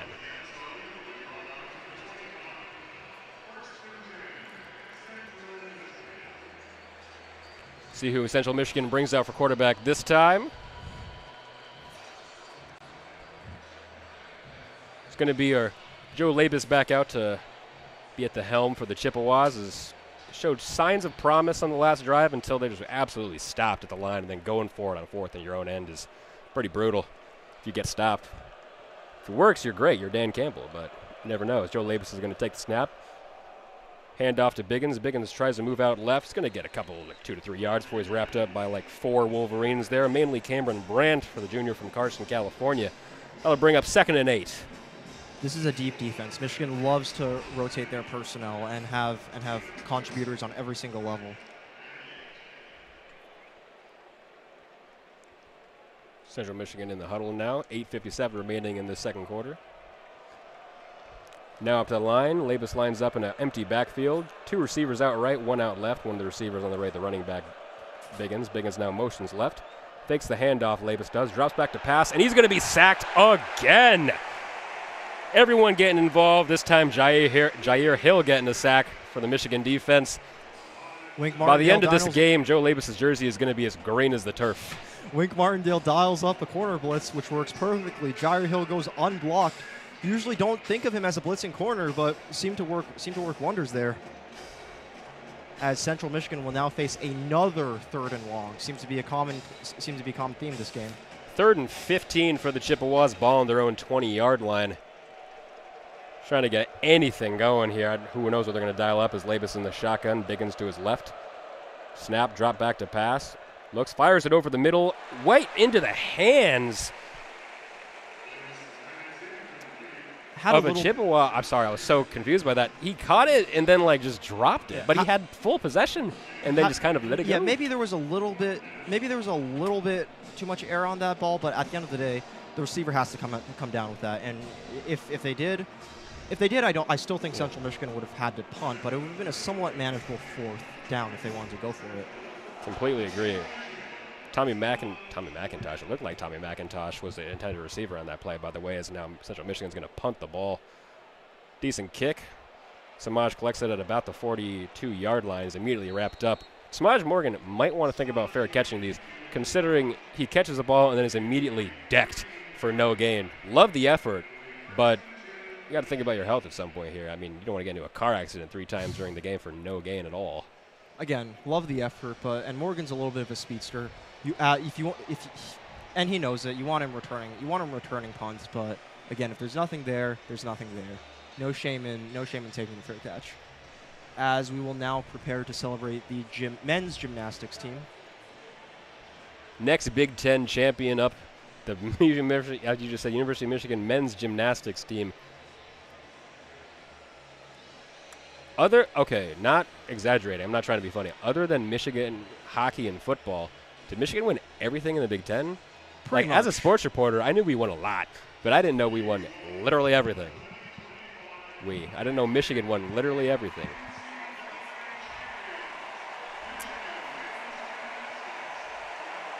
Big Ten and national champions. That's definitely worth pointing out. Apologies for selling them short in a way. Had to show out in front of the parents this week, of course. Absolutely. 7:51 remaining in the second quarter as we're still in TV timeout. 28-0 Michigan at this point, as ball will be on the 43-yard line for Michigan to start this next drive. Just everything working for the Wolverines. Haven't been stopped once. They've scored on every single drive. That's not true. Scored on all drives except one, the Dominic Zavada missed field goal, the only blunder in this entire game, and not really a blunder for the most part. Bryce Underwood now 150, so really, like we mentioned earlier, everyone's getting Michigan. Nobody has over 10 yards. Again, ball on the 43 for this 1st and 10 as Bryce Underwood lines up in the pistol. He's got Justice Haynes right behind him. 2 receivers out right, 1 out left, as the ref is not letting him play. Now he finally gets out of Bryce Underwood's way and will be able to start back up. Here's a snap, looks behind for Haynes, fakes the handoff, rolls out right, looking for anybody over the hash, throws down the field right side. Massively underthrown. That's going to be picked off. Again, love the idea. I mean, love the idea. You're up 28-0. Why not? But again, ill-advised throw. Just needs to get more zip on that. And even then, it would have been a 50-50 ball at best since it was into double coverage. You know. But again, Bryce Underwood, true freshman, his 3rd game ever. I think we're perfectly fine with him taking that shot, especially in this context. Absolutely. Also, that was Brendan Des Fernandez, the Iowa transfer for Central Michigan, getting his 2nd pick on the year. Also, pretty cool if you're that guy seeing you picked off Bryce Underwood. Absolutely. But again, no, Bryce has shown great signs of improvement already. Again, the guy's 18 years old, true freshman. Little bit of underthrown on that, but that's, I mean, I'm going to be so real. You're winning 28-0 in the 2nd quarter. Exactly. Like, you can afford that. As Central Michigan comes up to the line at their own 15. 1st and 10. Flores in quarterback position, drops back, throws wide out right. Caught by Tyson Davis, but he's really not going anywhere as it was all the way on the sideline. Gain of 4. You're going to say 4 exactly. 2nd and 6. Ball now in the 19. A little bit of a fun fact for the listeners. That was Bryce Underwood's 1st career interception. Oh, that was? That was. There's been a couple close calls, but that was the first. That's Bryce Underwood's 1st interception. Again, same play. Flores is going to drop back, throw wide out right. This time was caught by Langston Lewis, who again gets a couple yards. So maybe this is the cheat code for Central Michigan. I don't know. It's going to bring up 3rd and 2 for the Chips. Absolutely. Run it again. The fact that they're finally moving the ball is a good sign for them. Still have to convert this 3rd down, though. We'll see what they do. 3rd and 2 for Central Michigan now. Flores in the gun. He's got Brock Townsend, the redshirt freshman, right to his right. Comes up to the line, calls an audible, says something he didn't like with a 5 Michigan snap. Drops back to pass on 3rd and 2. Won't see anyone. He's going to roll out right and tuck it himself. He's got the 1st down and then some. He's going to be finally wrapped up around the 30. So Central Michigan is finally moving the ball. I believe that was... Group tackle. There's like 2 or 3 guys on that. I'm not going to pretend to try and pick one. Everyone's getting involved for Michigan. I believe 1st and 10 Chips, though. There's their love MACtion, baby. 6:21 remaining. Ball now on the 30. It's going to be 1st and 10. He's got Trey Cornish to his right now. Takes a snap, design quarterback run. He'll tuck and run right up the middle, and he's got plenty of room. Finally, absolutely decked at about a little before the 50-yard line. All right, man. A little before the 50-yard line. He's wrapped up by 2 Michigan Wolverines. I am not judging anybody, but if you're Angel Flores, granted you just did get a nice run, you're losing 28-0 to jump up and do the dramatic 1st down. Flores is low-key balling out. I mean, it's that big sky. It's that Northern Arizona connection. I'm telling you. Absolutely. 4:55 remaining in this 1st quarter as it's 3rd and 5, and the crowd gets loud now as they realize Central Michigan is actually doing something. Flores in the shotgun. He'll take the snap, design quarterback run. Pushes out to the left. He's going to get it, and then he's got some. He is just bowling through everybody, finally taken down by Cole Sullivan, but Angel Flores, another good pickup on his own. As He's going to bring a 1st down from Michigan's 34-yard line. What a all-out effort from Angel Flores on this drive. This is very impressive. As stated, 14 rushing yards on that play. This team has no rushing as opposed to what else? 13 yards total on that play. Is now on this 1st and 10. He's in an empty backfield. 3 receivers to the right, 1 tight end lined up on the line to his left. Flores takes the snap, faked quarterback run. Now will drop back, throw it out right.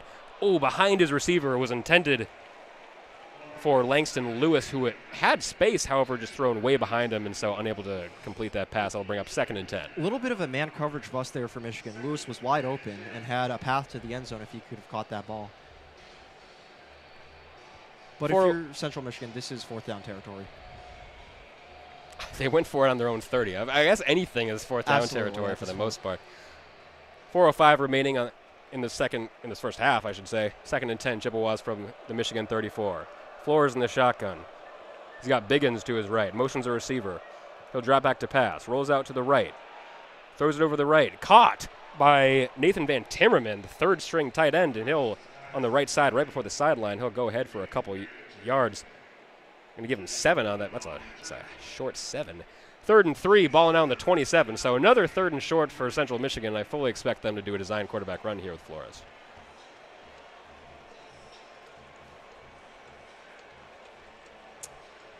Michigan continuing to make substitutions on the defense. Looks like they are going to crowd the line of scrimmage with Barham as an edge rusher. Flores in the shotgun. He's got Cornish to his left, I should say. 2 receivers out left. Now he motions one to the right, takes the snap, hands it off to Cornish, immediately stopped and then rolls out right. Oh, is there going to be a flag on the play? I believe that's He got the coming first back. down, but he might have been able to roll out to the right so easily because there was a hold. We'll wait and see what the penalty is before we... And it looks like... Referees are discussing right now. Maybe they don't know if it was enough to be a hold. I don't think we see this flag picked up here, but maybe just trying to see. Face mask. So that's going to be an automatic first down for Central Michigan, actually, and they're going to get a bunch of yards added. Again, you haven't seen much of it this drive until that moment, but at times this Michigan defense does tend to get a little undisciplined, and that was unfortunately a good example of it. That was completely a face mask. He wrapped his hand around that entire cage. He's going to put the ball on the 9-yard line, 1st and goal now for Central Michigan. Good test. Best for opportunity we've seen from the Chip so far.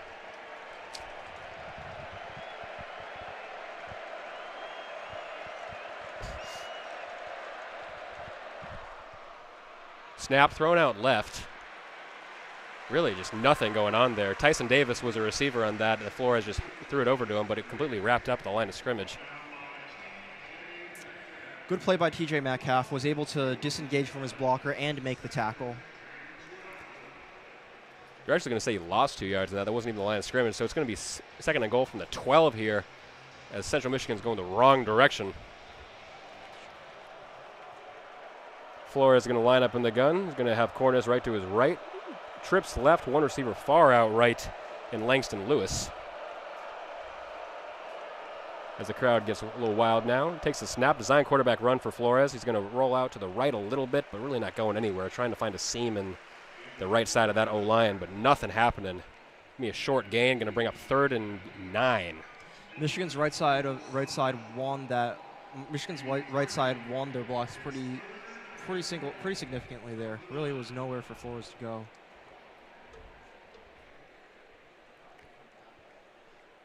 As we've officially reached the 2-minute warning, 8-0 Michigan. Central Michigan finally knocking on the door. Bowen, what are you looking for Central Michigan to do here in this third? Bowen, what are you looking for Central Michigan down? Because I think you need to get points in some regard. Absolutely. I mean, I disagree. I disagree with a field goal. I would rather them try it down. I would not be opposed to running the ball here. I'd not be opposed to Central Michigan running the ball, as 3 points really is not going to cut it, especially as an underdog on the road. So I disagree with that. Victor the Free Dog back out here. If you're just joining us again, just to remind you, this is WCBN Athletics. I'm Zach Warshaw alongside Bowen Deng. 28-0 Michigan right now. Complete offensive onslaught here from the Wolverines. 153 passing yards from Bryce Underwood, along with 70 rushing yards with a passing and a rushing touchdown. Then two more rushing touchdowns from Andrew Marsh and Justice Haynes. Andrew Marsh on the end touchdowns from Andrew Marsh and Justice Haynes. Andrew Marsh on the end around play. Dominic Zavada missed field goal. That really doesn't matter. It's worth noting because he missed a field goal. But other than that, everything has worked for Michigan. They've had no problem just bowling through this Central Michigan defense, getting huge chunk plays, which is something I actually like to segue into. Chunk plays last year. Michigan had, 2 plays over 40 yards the entirety of last season, this game alone. And we've had these first couple games, and it's really impressive seeing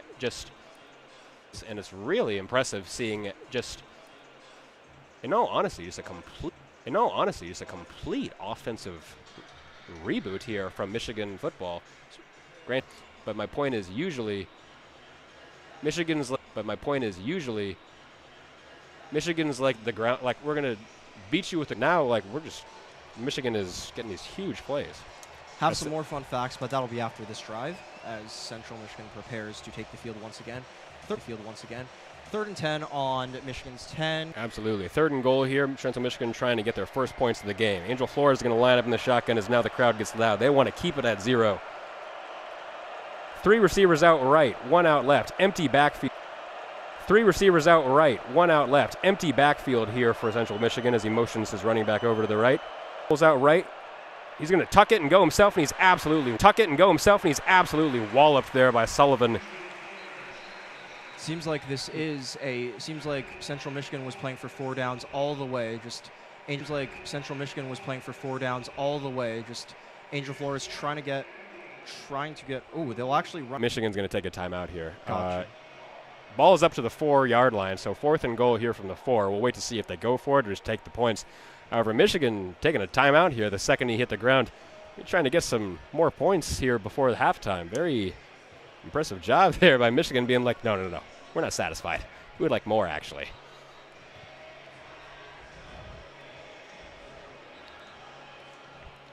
Still a full stadium here, obviously. Sold out, 110,000 plus people, even in a 28-0 beatdown to this point so far. Not as bad as we thought it was going to be weather-wise. It was originally supposed to be like 80 degrees and sunny, which in Michigan Stadium means about 1,000 degrees because everything bounces off the middle. But it's been pretty cloudy, a little bit of overcast for most of the day. In the past 5 minutes, the sun has peaked out a tiny bit, but it's still by no means hot at all. As they are going to trot out the field goal unit here to try to get any points at all. It's going to be about a 10-yard field goal attempt. Cade Graham here, the 5'8" kicker for Central Michigan, will trot out.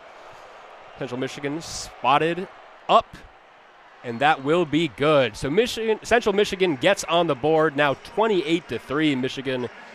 That'll make Cade Graham 5 for 6 on the year. If you're a Falcons fan, I'm very sorry. Oh, 28-3. For a second, I was like, what are you talking about? Oh, the old 28-3 joke never gets old. So a Bryce Underwood interception leads to 3 points for Central Michigan. Could have placed it at the 21. 1st and 10, Michigan here. And they'll see if they can get anything going with 1:45 remaining in this first half. As Bryce Underwood lines up in the pistol position, he's got Justice Haynes right behind him. 1 receiver out left, 2 out right for the Wolverines here. Takes the snap, handoff to Haynes. He'll roll out to the right, and he's going nowhere. He's wrapped up about 2 to 3 yards after the line of scrimmage for a small gain. Moved over to the right hash, but it's going to be only a gain of 4. 2nd and 6, Michigan. Hurry up to the line now. Shotgun position. Haynes to the left of Underwood. Underwood's going to take the snap, drop back to pass. Hucks it over to the right really quick for Anthony Simpson, who catches it and being dragged down. Anthony Simpson, that's not Anthony Simpson, it's Shannon Goodwin. And remember, his jersey was rolled up a little bit, so the 9 looked like a 5. I apologize. But great effort there, just kind of, they're going to say he didn't get out of bounds? Oh, his knee was down right before. So running clock. Again, hurry up play now. Bryce Underwood takes the snap, looks for anyone. He's finally going to roll out to the left. He's just going to tuck it himself and run. Gets the first down, so about 10, 11 yards on that. Didn't see anyone downfield. And remember, Underwood was excellent in the 2-minute drill against New Mexico in his debut. Was able to score a touchdown in the 2-minute drill. So far, seems to be running it very well. 1:04 left on the clock here after another first down for the Wolverines. Ball now on their own 42-yard line. Bryce Underwood in the shotgun. Haynes to his left. Trips right, 1 receiver to the left. He'll take the snap. Underwood drops back to pass. He'll just pitch it forward for Haynes, who now runs up the middle. He's got no one in front of him. He's going to get the first down. Tries to get around her. Cornerback for the Central Michigan. He can't. He's going to be hit out of bounds at about the 38-yard or 42-yard line. Apologies.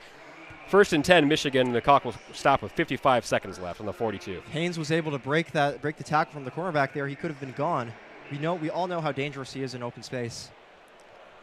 42-yard line of the Central Michigan side. Bryce Underwood still in the shotgun position. Haynes now to the right. Underwood takes the snap, drops back to pass. Can't find anyone. He's going to tuck it and run himself. Now he finally stops, throws the ball ahead. Was intended for, wasn't Peyton O'Leary. Donovan McCulley, I believe. He was open in the end zone. The ball went 5 yards. So the point is, it's an incomplete pass. A little bit short there, the intended receiver. Let her bring up 2nd and 10 for Michigan with 50 seconds remaining. Again, lining up in the gun. Haynes to his right. Trips left, 1 receiver to the right of the line. Here's a snap. Underwood drops back to pass. Throw it over the right. Caught by Shannon Goodwin. Run up the sideline, and then finally just step out right after the first down marker. So just chunk plays here. Every 5 seconds here, 5 seconds that. But basically the first down every play as the ball now moves up to the 32 of Central Michigan. And that'll be another 1st and 10 for the Wolverines. 45 seconds left. It's great to see Shannon Goodwin get involved. Absolutely. Refs standing in front of Underwood right here. I don't know what they're checking to see. Maybe I believe they're allowing the defense to substitute. Yep, that's a really good point. I don't know why I didn't realize that. Back in the gun. Trips right, one left. Underwood takes a snap. Just throws it immediately out right. Was intended for Samaj Morgan, who just again was looking up the field just a second too soon and went through his hands. Also, I believe it was a little in front of Morgan too. So, but a little in front of him, but definitely a catchable pass absolutely. that'll bring up second. But I'm sure if you ask both of them, they'll both take accountability for it. Oh yeah, for sure. I'm not blaming anyone by any means. I'm just merely observing. 43 seconds now. 2nd and 10. Still trips right, one receiver to the left for the Wolverines. Underwood in the shotgun. He'll take the snap, drop back to pass, looking left. Avoids the sack. He'll roll out to the left now, looking for anyone. Finally just tucks the ball and barrels his way through the middle linebacker. Michigan will take a timeout here, and there will be a flag. A little bit of shoving after the play. Unnecessary roughness on Michigan is going to be the call. So maybe a little jawing that was just unnecessary.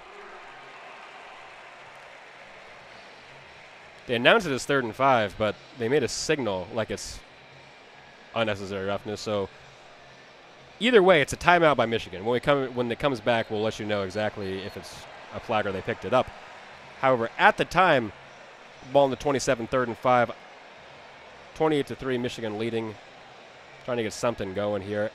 Just to go back to that play, Bryce Underwood rolled out to the left, saw a middle linebacker in Jordan Kwiatkowski right in front of him, and just thought he's going to weight room him. He just tucked the ball and lowered the shoulder, and they are going to pick up that flag, say whatever happened was just I not believe that they bad. were looking for unnecessary roughness on Central Michigan there. Maybe took issue with how they brought down Underwood, but ultimately ended up picking it up. Yeah, either way, 3rd and 5 here from the 27-yard line.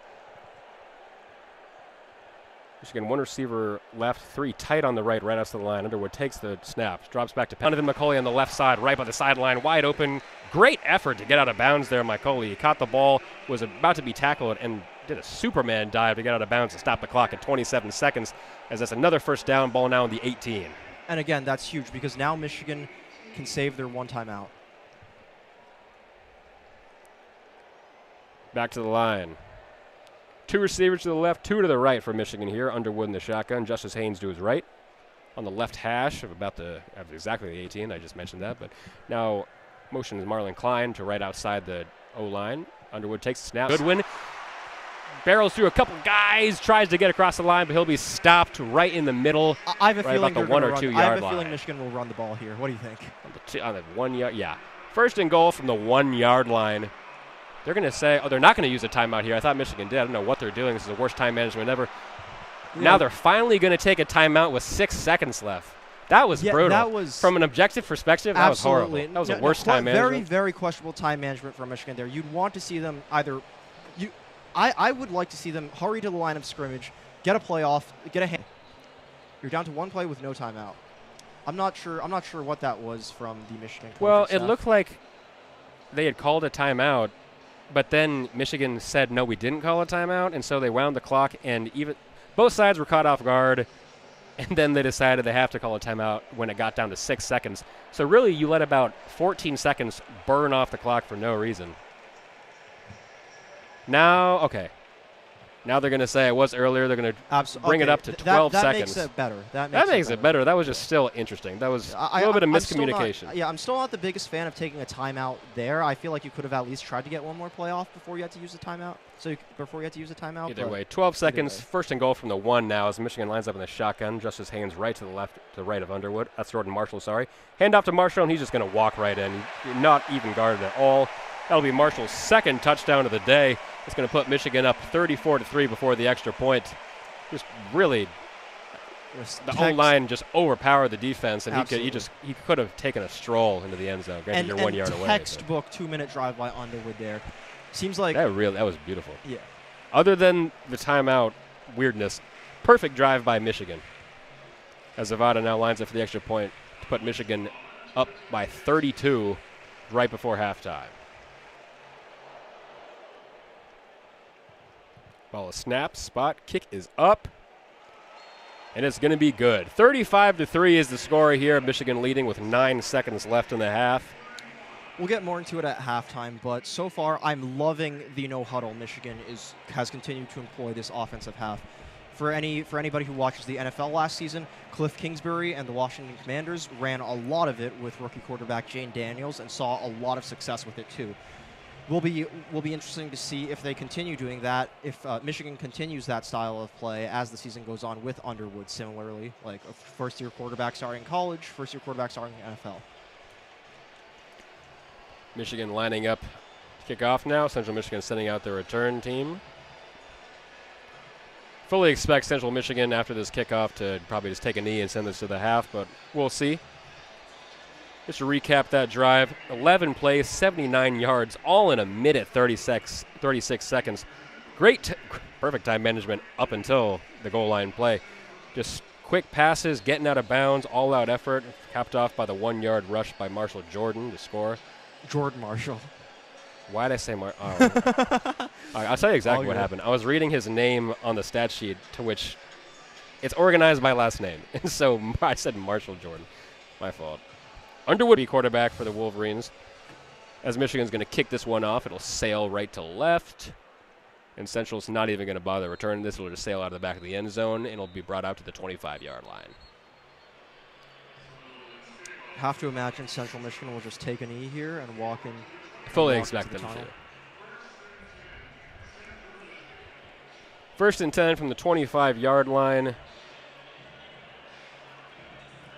Joe Labus is the quarterback that trots out, but they are going to just go into the victory formation here and take this knee. I don't think victory formation is the correct term. Isn't that what it's called? It is called victory formation, but it's not. Regardless of if you're doing it to win the game or not, it's a V. So. Yeah. As Central Michigan snaps the ball, takes the knee, and that will bring us to halftime as the clock runs out, 3-2-1-0. So at the half, Michigan leads Central Michigan 35-3, really just utter domination on Michigan's part. Just to recap that first half, Bryce Underwood, 211 passing yards, 86 rushing yards, a throwing and rushing touchdown. Rushing touchdowns each from Justice Haynes, Andrew Marsh, and Jordan Marshall, or Marshall Jordan, depending on how you want to read it, all with a 24, 23, and 18 yards respectively. Samaj Morgan leads the receiving game at 60 yards with 1 receiving touchdown. And on the one more thing. On the Central Michigan side, really nothing's been going right.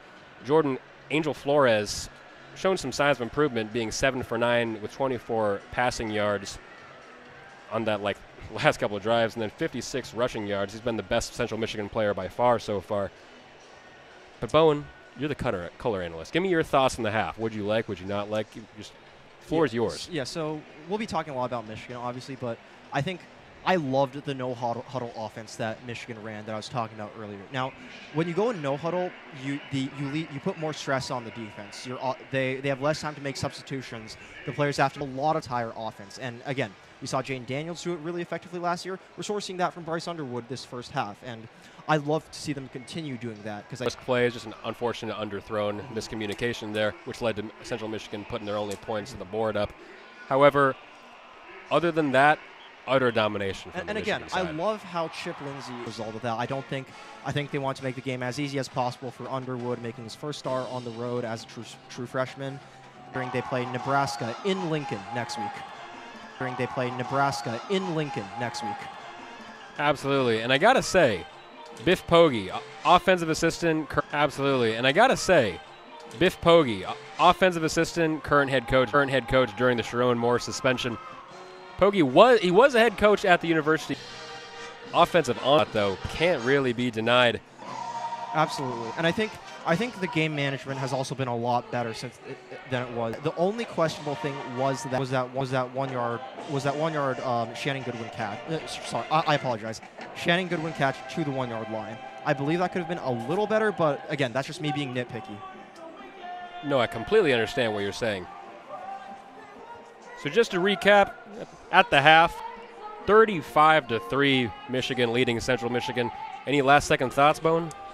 No, I just want to, in the second half, I think you'd like to see the run game get going, but again, if the pass game is working so well, why bother? Completely agree. One more question, actually. If you're Central Michigan, what are you doing at the half? Or do you kind of think the writing is on the wall and you're like, let's just get out of here, go back to Mount Pleasant. All here, but they're not going to take it that way. Obviously, it's game. They have to be more physical. We didn't really see any explosive way to stop the pass. The passing game. Way to stop and force Michigan to run the ball. Absolutely. I'm Zach Warshaw alongside Bowen Deng over the second half coverage. Thank you for joining us so far. Look forward to seeing you back in about 16 minutes for our coverage of the second half of this game. 15 minutes for our coverage of the second half of this game. But for me and Bowen, thank you for listening to us. Go Blue. Enjoy Perry and Luke's coverage of the second half.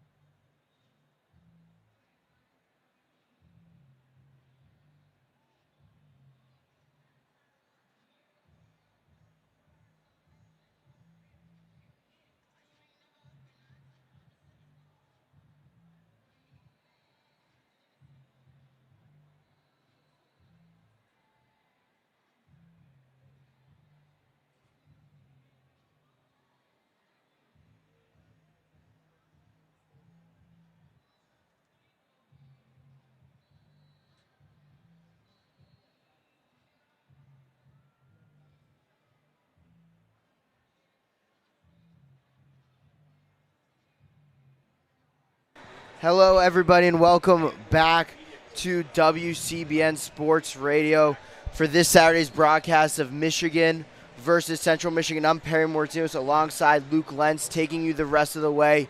And Bowen Deng called the phenomenal first half of Michigan Stadium. Luke, what did you see in the first half? Yeah, the offense looked amazing. Michigan scoring well. Jayshon Barron with 2 sacks, notable, 2 big sacks. The offense looked good. Bryce Underwood threw for 211 yards, a touchdown, and an interception. Michigan's run the ball well.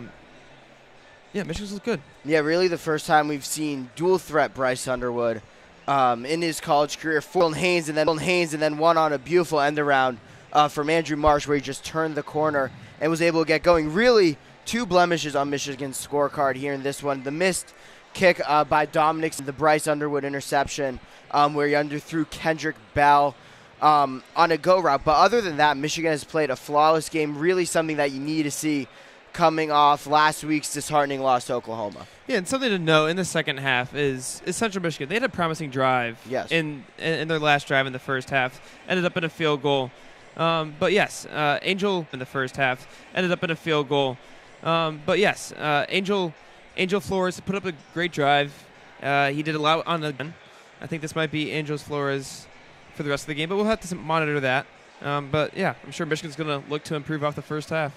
Yeah, Flores definitely has been the better quarterback for the Chippewas here so far this afternoon. Has 8 carries for 56 yards on the ground, 7 for 9 for 24 yards, including a couple big third down conversions and even a fourth down conversion in their own half to get a field goal late as that drive kind of stalled out. Michigan. He's on a knee. Clock has stopped here in this one. Yeah, first play of the game. As I mentioned, Jayshon Barham with the targeting call in the first game for the Michigan Wolverines had to sit out the first half of the Oklahoma game, but now he's back, and he's made his impact today for sure. Yeah, was missed sorely in that first half for the Wolverines against the Sooners as well. As Barham's up to his feet. Yeah, it looks like a groin injury there, walking off on his own power.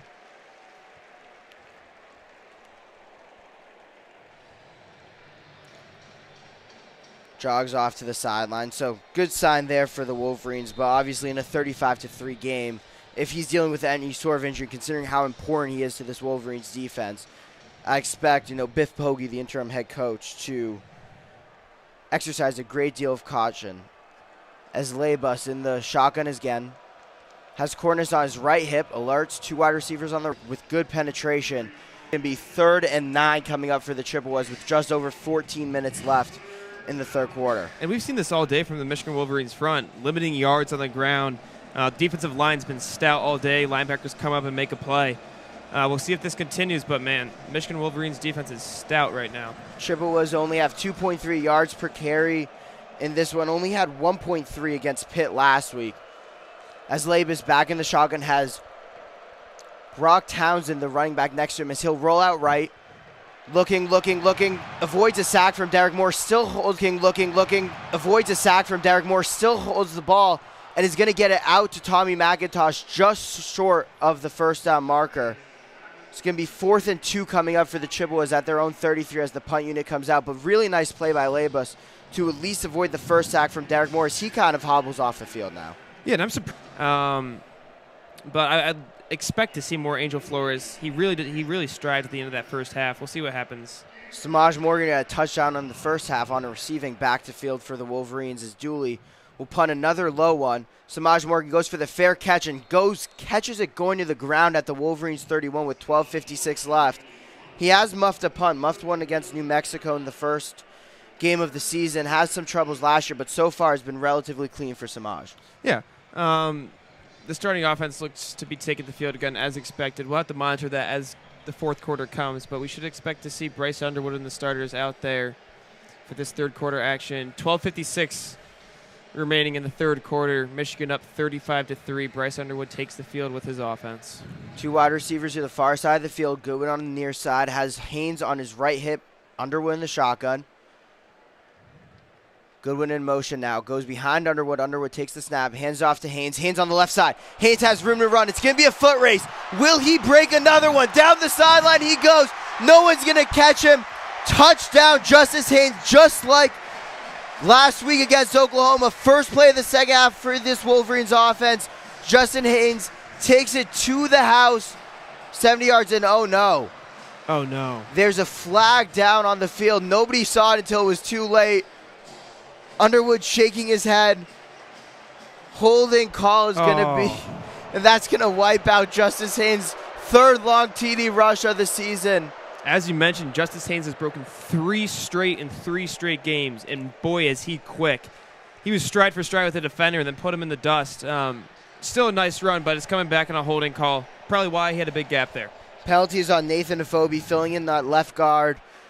Just got his arms around Carroll, the cornerback, just a little bit too much. So it will be 1st and 20. No, 1st and 10 for some reason. 1st and 10 from the 4-yard line. Little interesting there. 10 yards, first down, Bryce. Yeah, another almost read option there. Designed run for Bryce Underwood. A lot of RPO, which has worked in his favor today. That's his 8th carry, almost on 100 yards today, and utilizing his legs well. Line up in the pistol. Haynes behind Underwood. 2 wide receivers on the near side, 1 on the far side. Wolverines had Samaj Morgan kind of run in front on in motion there and was able to just hand it off to Justice Haynes. As Marlon Klein and McCulley are going to come back in for Zach Marshall and Kendrick Bell. And the Wolverines have seen a lot of that 1-2 punch out of Justice Haynes and Marshall today. Justice Haynes, more of the quicker back, but they're both such power backs and run with a lot of motion. Underwood in the shotgun, has Haynes on his right side at the Chippewas 44-yard line. He's going to fake the – he's actually going to hand it off to Justin Haynes, who bounces outside, going to pick up the first down and more down to the 36-yard line of Central Michigan. It's another nice run from Justice Haynes today, his 9th on the day for 57 yards and a touchdown. Yeah, we'll see if Justice Haynes can break another one. I'm sure he's itching to get back out there and break one free. But Justice Haynes is running the ball well. Michigan's driving down the field. Ball is at the Central Michigan's 36. Chippewas looking to keep him from driving. Haynes initially was just trying to go in between the right guard and the right tackle, bounced outside.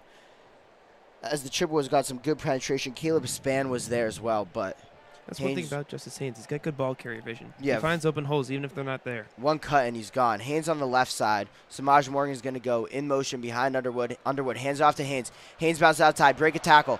And he's going to pick up another first down to the Chippewas 25-yard line with about 10 and a half minutes to go in this one. Samaj Morgan taking the linebacker's eyes just for a little bit. And Justice Haynes broke a tackle. Yeah. And again, just as you said, very quick to the outside. Yeah, Justice Haynes with a nice juke move on the defender there for the Chippewas, Akeem Snell. Yeah, Justice Haynes is looking good. I think Jordan Marshall just came in the game now. Yeah, Jordan Marshall on Underwood's left hip, still in the shotgun. Samaj Morgan comes in motion. Underwood hands off to Marshall. Marshall's got some room to run. Is going to pick up 7 yards there, virtually untouched until he was hit just below the belt. 19-yard line now for the Michigan Wolverines, threatening again in the red zone. 2nd and 4 coming up. And this is classic smash mouth football, just running the ball down the field through the Chippewa defense. That defensive line is tired now in the third quarter. We'll look to see if Michigan Wolverines continue to run. Underwood in shotgun again. Marshall on his left, going on the near side, McCulley on the far side. Bresson in the game. Underwood drops back. Looking right, fires towards McCulley. McCulley, almost made a diving catch in the end zone. Good throw by Bryce Underwood, putting in a spot where only McCulley could catch it, but just could not come up with the ball. 3rd and 4 now, coming from the 19-yard line. Yeah, 2-15 receiver, tried to lay out. Not a bad decision there. Side. Underwood's going to roll left, fires Hogan Hansen at the first down marker, breaks the tackle, and is going to be out of bounds around the 12-yard line. For Bryce Underwood, he looked through. That was his second read there. He knows he doesn't have to take a shot to the end zone. Pick up the first down, ball in the 12 now, 1st and 10. He's got 4 more down. Pick up the first down, ball in the 12 now, 1st and 10. He's got 4 more downs, 3 more downs to score. 3 more downs to go score a touchdown. Nice under fire for his play calling against Oklahoma last week, but able to pick up an easy first down as Underwood in the pistol, Marshall behind him. McCulley on the near side. Breston's going to go in motion. Underwood fakes the handoff, rolls left, fires to Marlon Klein. Marlon Klein down to the 3-yard line. Listed as active last week, ended up not playing due to an ankle injury. Hasn't been as impactful as his normal self, as it's going to be Michigan ball at the 4-yard line, 2nd and 2. So they can pick up a first down without getting in the end zone. As Perry mentioned, Marlon Klein not as active today. That is his first catch for 8 yards. He's on the board. He just comes out of the game, and Bryce Underwood is in the gun here. Shotgun, Marshall to his right. Bresson coming in motion again. Underwood hands it off to Marshall. Marshall breaks outside. Touchdown, Jordan Marshall. Second touchdown of the game for the running back. And Michigan's going to extend their lead to 41-3 here. And Zavad's going to come out to kick the extra point. Jordan Marshall on his 7th carry of the day for 28 yards picks up his 2nd touchdown. Very power back. A quick juke out to the outside, though. No defender near him. Walks in the end zone. Usually something we see more from Haynes bouncing outside. Interesting to see that from Marshall. It was more of like the goal line, as you said, power back, but gets in the end zone with 8:27 left as Zavaz readying to kick the extra point. Kick is up and good. 42-3 now, Wolverines, 8:27 left in the third quarter. And one thing to know about Zavada, an All-American kicker last year, he has missed a field goal today and last week in Oklahoma. Something to keep in mind, but usually Zavada for the Michigan Wolverines is pretty good. Yeah, first team All-American last year, came up huge in that game against Ohio State.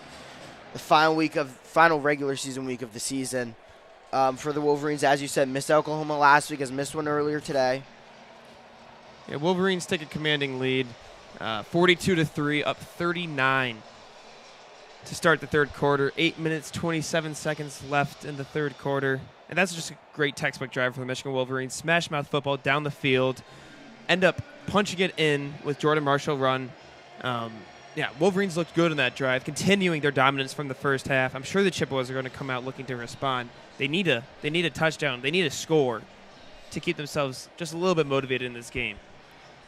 Yeah, Justin Haynes' run, big touchdown run at the beginning, wiped out by the holding penalty. The Wolverines came right back. 10 plays, 70 yards in just about 4.5 minutes. Jordan Marshall has the 2 touchdowns, 7 carries, 28 yards. Justice Haynes, 10 carries. Bryce Underwood, 8 carries. So very balanced rushing attack from the Wolverines, which, again, we haven't really seen this year. So good to see it now, obviously, with Sherrone Moore out, Biff Poggi filling in, and a very tough trap game coming up next week against Nebraska in Nebraska. For sure. And it almost looks like if we're relating to the NFL, it's almost like a Baltimore Ravens now where the quarterback is able to utilize his legs and they have 2 power backs. The rushing attack has been great today. 226 yards in the air, 216 yards on the ground. Very similar, 50-50 in yards. Wolverines look good. Chippewas do not know what they're going to do when the Wolverines take the field, and I'm sure that's what Chip Lindsey's going for. Yeah, did not see Angel Flores on that previous drive for Central Michigan. I think we'd both expect to see him here on this drive just to see what he can possibly do. Yeah, the last time Angel Flores took the field, he marched his team down 70 yards, resulted in a field goal in. And the Chippewas have struggled this year on offense. They're 1-1, had a tough loss to Pittsburgh. I'm sure they look to come into Michigan to make a big upset, but as of right now, Central Michigan Chippewas have been able to do so. I'm sure they're just trying to get some confidence going into the rest of the season, though. Maybe score a few points against a tough Michigan football team. Yeah, last week, the Chippewas were only down 7 with 3 minutes left in the third quarter against Pitt and just ended up giving up 21 unanswered to lose 45-17. Did have that week 1 win and a gritty 16-14 win. But certainly, coming into the big house is a different experience for a lot of these Chippewas players.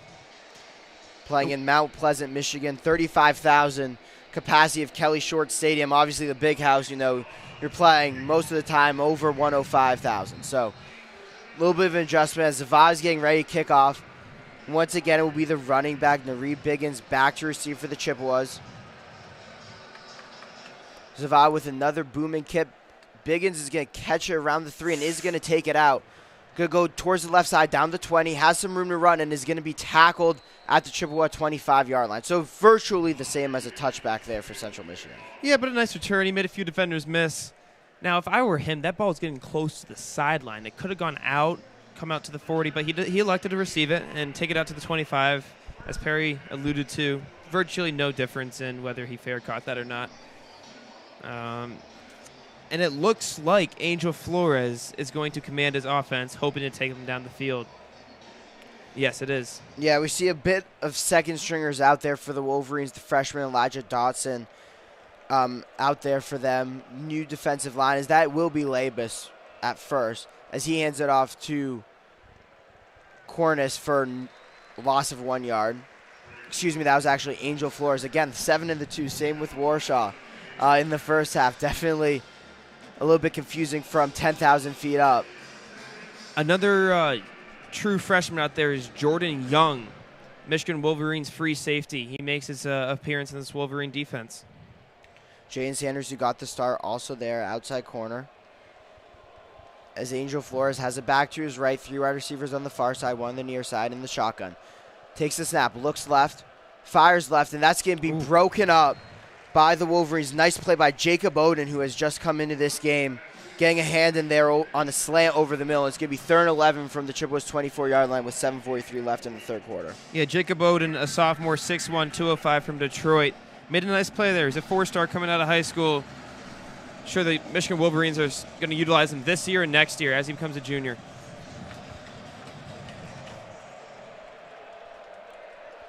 Third and 11 now for the Chippewas.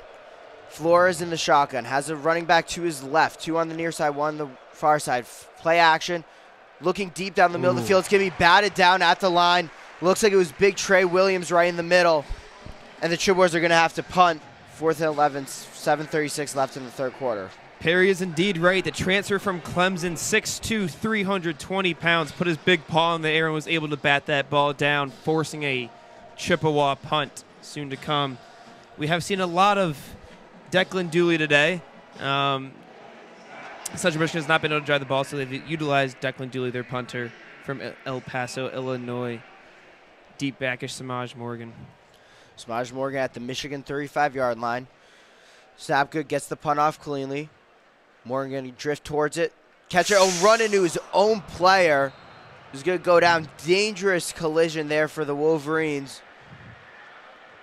Looks like it was 14 on the Wolverines, who just kind of had his back turned to Samaj Morgan and just was unable to kind of flip and look. As Samaj Morgan actually had some room on that one. That kind of low kick had some room to run. But Michigan will have good field position at their own 37-yard line to start their drive. Yeah, a little bit of a scary play there. Samaj Morgan, it's already tough enough to catch a punt, and then to get hit by your own man while you're catching the punt is never fun. But he is able to hang on to it. Michigan will take the ball at their own 37. That was the young freshman safety, Jordan Young, who got his first defensive snaps of the game on that previous Chippewa series.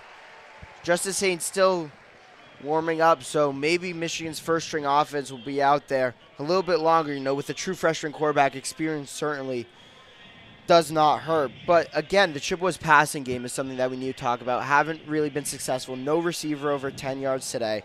No receiver over 26 yards last week. And something to note, we saw Blake Frazier make his first appearance in this Michigan offense last week at Oklahoma. He is warming up on the field right now. We'll see if he comes into the game. The backup left in this TV timeout, and action will be back underway. The Wolverine offense is huddled on the field. I feel like we have a lot of them, too. It's almost making me admire the commercials. I'm just sitting here watching a few players warm up on the sidelines, but action's about to get back underway. Perry, I do have a question for you here. Yes. Do you prefer the Michigan Wolverines uniforms or the Central Michigan Michigan in their blue navy jerseys, maize pants against the Chippewas all-white fit? I think I like the blues. Blues are a classic. I like the blues. Blues with the maize bomb. Underwood back out there. Justice Haynes on his right hip once again. 3 wide receivers to the far side. Hogan Hansen, the tight end on the near side. Samaj Morgan going to go in motion again. Dart right back behind Bryce Underwood. He's going to throw it out there. Morgan has room to run. Morgan just runs right into the Chippewas defenders. Going to get 8 yards there. Trying to see a similar play that we saw in the first half. Correct. That Samaj Morgan drops. Similar play there as McCulley and Goodwin were out there to try and block for Morgan. And one thing that Morgan did after that first half, he realized he caught the ball the wrong way. So it was a screen out to the right. He caught it with his hands facing the quarterback this time. His palms towards the quarterback, and then he was able to. Underwood in the gun again. Morgan in motion once again. This one's going to be a handoff to Haynes. Haynes is going to dart outside, turn the corner again. Is going to break a tackle, almost went down, but is going to get all the way down to the Chippewas 38-yard line. Was able to avoid the arms of more Chippewas player as just another very solid run by the Alabama transfer. 6.5 minutes left. Michigan ball on the Chippewas 39-yard line, threatening to score once again. And we've seen this consistently throughout the day. It's taken about 5 Chippewa defenders to bring Justice Haynes down, breaking tackles, spinning off defenders. Underwood under center in the rare sight. We haven't really seen that today. Haynes behind him. 2 receivers on the near side, 1 on the far side. He's going to hand it off once again to Haynes. Haynes has some room up the middle. He's going to get about 4 yards. Pretty standard run, but pretty good first down game for Justice Haynes. And not only does he have the home run ability, but he can get the tough yards when he needs to. Very impressive back, certainly. He does have a lot of power, as Perry mentioned. It's just more smash mouth football. And that's what you like to see on first down. If you pick up 4 yards, you put yourself in a 2nd and 6 position, and the opponent's 35. You're in a good position. You do that down the field, you're scoring a touchdown. But, yeah, 4 yards. Michigan Wolverines will take that. Hands it off to Haynes once again. Haynes breaks 3 guys to bring him down, as we just said, down to the Chippewa 27-yard line and another first down as he's nearing the 100-yard mark. And that's something Sherrone Moore's got to be proud of, bringing in Justice Haynes from Alabama. We saw it in the bowl game last year. Justice Haynes is looking great this year. So is Jordan Marshall. This 1-2 backfield almost back to the Blake Corman, Donovan Edwards days. 2 young backs. We'll see if they continue to run the ball throughout this game. 1st and 10 from the Central Michigan 10-yard line. Just about 5 minutes left. Underwood and pistol. Jordan Marshall now behind him. He's going to give it to him. Marshall running left, breaks another tackle, and is going to be tackled down to the Chippewa 21-yard line as the Wolverines prepare to enter the Central Michigan red zone. Yeah, if Jordan Marshall was able to break one more tackle, Donovan McCulley had his guy almost through the end zone there on a block. Jordan Marshall would have been able to walk into the end zone. But he gets tackled down by the Chippewa defender. Ball is on the Central Michigan 21-yard line. Bryce Underwood in the gun with Jordan Marshall to his left. Jalen Hoffman going to come back in the game. Was the star of the spring game. He's going to be on the near side. 2 receivers on the far side. Marshall in the backfield. Underwood claps once, claps twice. Here's the snap. He's going to pitch out, and Marshall left breaks another tackle. Is going to be down to about the 18-yard line. It's going to be 3rd and 2 coming up with about 4 minutes to play here. There is a flag on the play. It's in the end zone. We'll wonder if it's delay of game, maybe thrown by the backfield judge, possibly 12 men on the field. Possibly holding on number 53. 53 is talking with the referee right now. It looks like the flag is going to be on Michigan, still waiting on the signal. Yeah, Michigan offensive line starting to walk back as the referees walk it back. It's going to be a personal foul on the wide receiver who has a touchdown today. I can't see. We haven't really seen exactly what he did. But regardless, it's going to back up Michigan now to the Chippewas 33-yard line, 3rd and 16, costly penalty. Still well within Zavada's range. Yes. About a 50-yard field goal from over to his right side. 3 wide receivers on the far side. He's going to hand it off to Marshall. Marshall's got some room. Breaks 1 tackle and is going to 18-yard line. It's going to be 4th and 1 for the Wolverines if they choose to go. And interesting decision here for Biff Poggi as the interim head coach. Yeah, I think Chip Lindsey's going to have a little bit of say here, and I say why not? Michigan Wolverines are up 39 points. The students certainly want him to go, they're going to go. And here comes Blake Frazier in. A little bit more of a heavy package. We're going to expect to run off that left side with the extra lineman there. 4th and just over a yard. Underwood under center. Bredesen as the fullback. Jordan Marshall in the backfield. Kendrick Bell, the only wide receiver out there. Underwood directing traffic. You take the snap. Fakes the handoff to Marshall. You take the snap. Fakes the handoff to Marshall. He's going to break a tackle, elude, and he's going to roll out all the way to the left. And that's all the way to the end. All the way to the end zone. What a play from Bryce Zone. What a play from Bryce Underwood. Faked Underwood. Faked the handoff to Jordan Marshall. Was rolling right, looking for Bredesen in the flat. Saw it was covered. Stopped on a dime. And came just like he did in the first half. Scored. Stopped on a dime. And came just like he did in the first half. Scored near the student section. Near the student section, right next to the left pylon. 2nd rushing touchdown for Bryce Underwood today. 114 yards on the ground for the freshman. Bryce Underwood is here, ladies and gentlemen. That's his 9th carry for 114 yards today, punching it in for the 2nd time. It's his 9th carry for 114 yards today, punching it in for the 2nd time. And there's the legs that we've seen. There's the legs that we've seen in high school. His senior year in high school, he really rushed the ball well.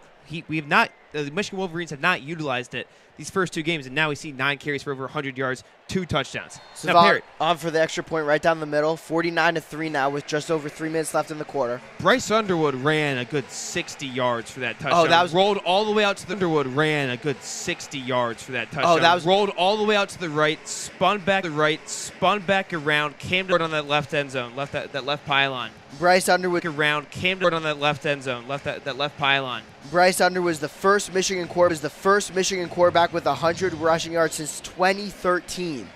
Yeah. Back with 100 rushing yards since 2013. Yeah. Possibly the next in line, hoping to restore Michigan football. We saw people on our walk-in holding up big signs. Can Bryce Underwood save Michigan football?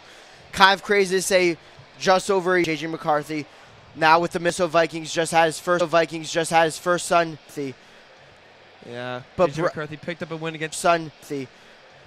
Yeah. But J.J. McCarthy picked up a win against the Chicago Bears. J.J. McCarthy, former Michigan Wolverine football players.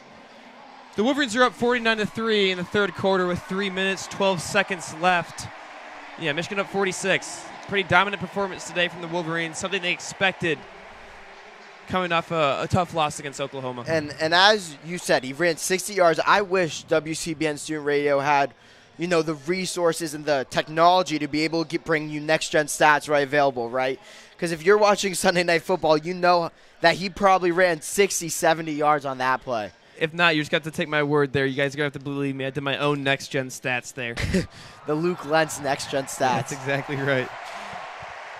Showing Frederick Richard, the bronze medalist gymnast coming back to Michigan on the big screen, gets a rousing applause.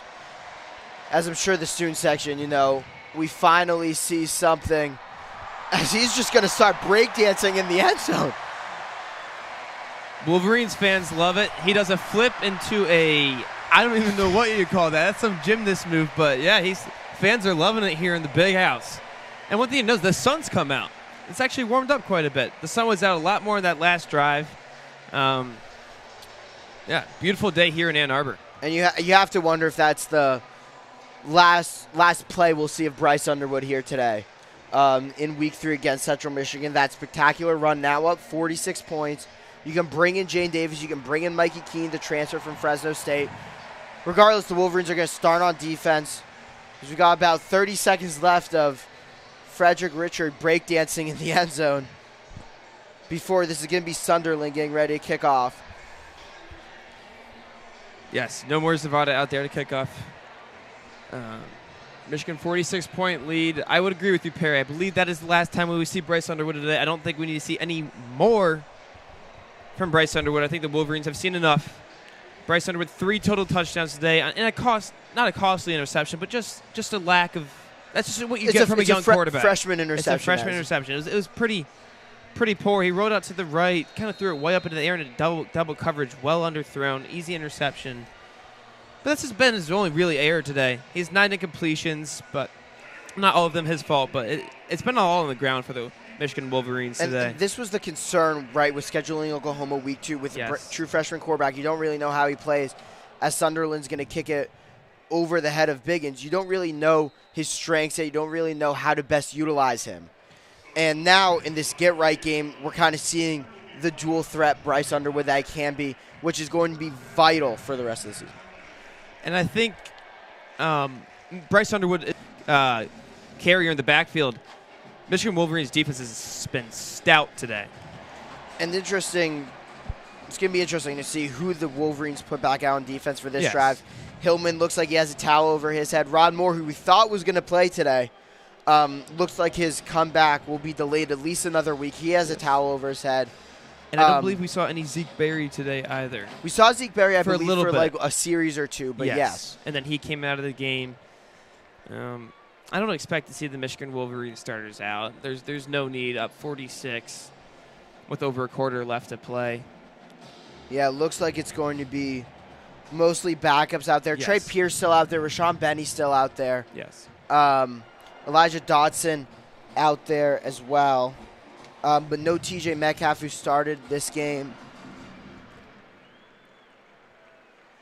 We do see Jordan Young back out there for the true freshman for the Michigan Wolverines.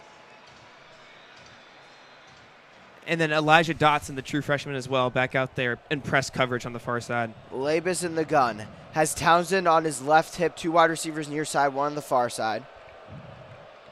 He's going to take the snap, going to roll right behind Townsend on the run. He's going to get 2 at the Chippewa 27-yard line. And this year, Labus has not been a rusher for the Chippewas. It's usually been Angel Flores putting the ball on the ground. So it's unique to see the Chippewas try to rush the ball with Joe Labus on a designed run. Probably need to air it out in order to get down the field against this stout Michigan Wolverines front. Josiah Edmond also out there as well for the Wolverines at corner. Pistol formation now for the Chippewas. Labus takes the snap, fakes the handoff. He's going to look on deep. He's going to throw on an in-breaking route. Let's go from Belleville, Michigan. Elijah Dotson with his first interception as a Michigan Wolverine. Flipped right before Bryce Underwood, and that's when you kind of knew if you were a Wolverines fan. And it'll be interesting. Jaden Davis is going to command the offense here for the rest of the game, it appears. Blake Frazier is also out there. Frederick Moore, Kendrick Bell, Samaj Morgan's out there, as is Justice Haynes. Yes. But the Wolverines are a little thin on interior offensive line positions. Obviously, both guards out today. Fred Moore and Kendrick Bell also round off the offense. Jaden Davis is going to take his first in-game snap here for the Wolverines. He's got Justice Haynes on his right. He's going to hand it off to him, and Haynes just virtually untouched for 8 yards before being tackled. It's going to be 2nd and 40-yard line. Yes, the Wolverines have been able to do virtually whatever they want in the air. We'll see if that continues in the air with Jaden Davis. It'll be interesting to see in the pistol now. Off tackle. Excuse me. Micah Capana.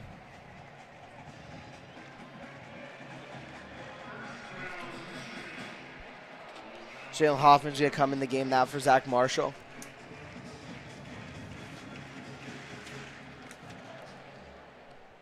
Excuse me, that was ruled out Bryson Cusdall today. Bryson Cusdall makes his first appearance.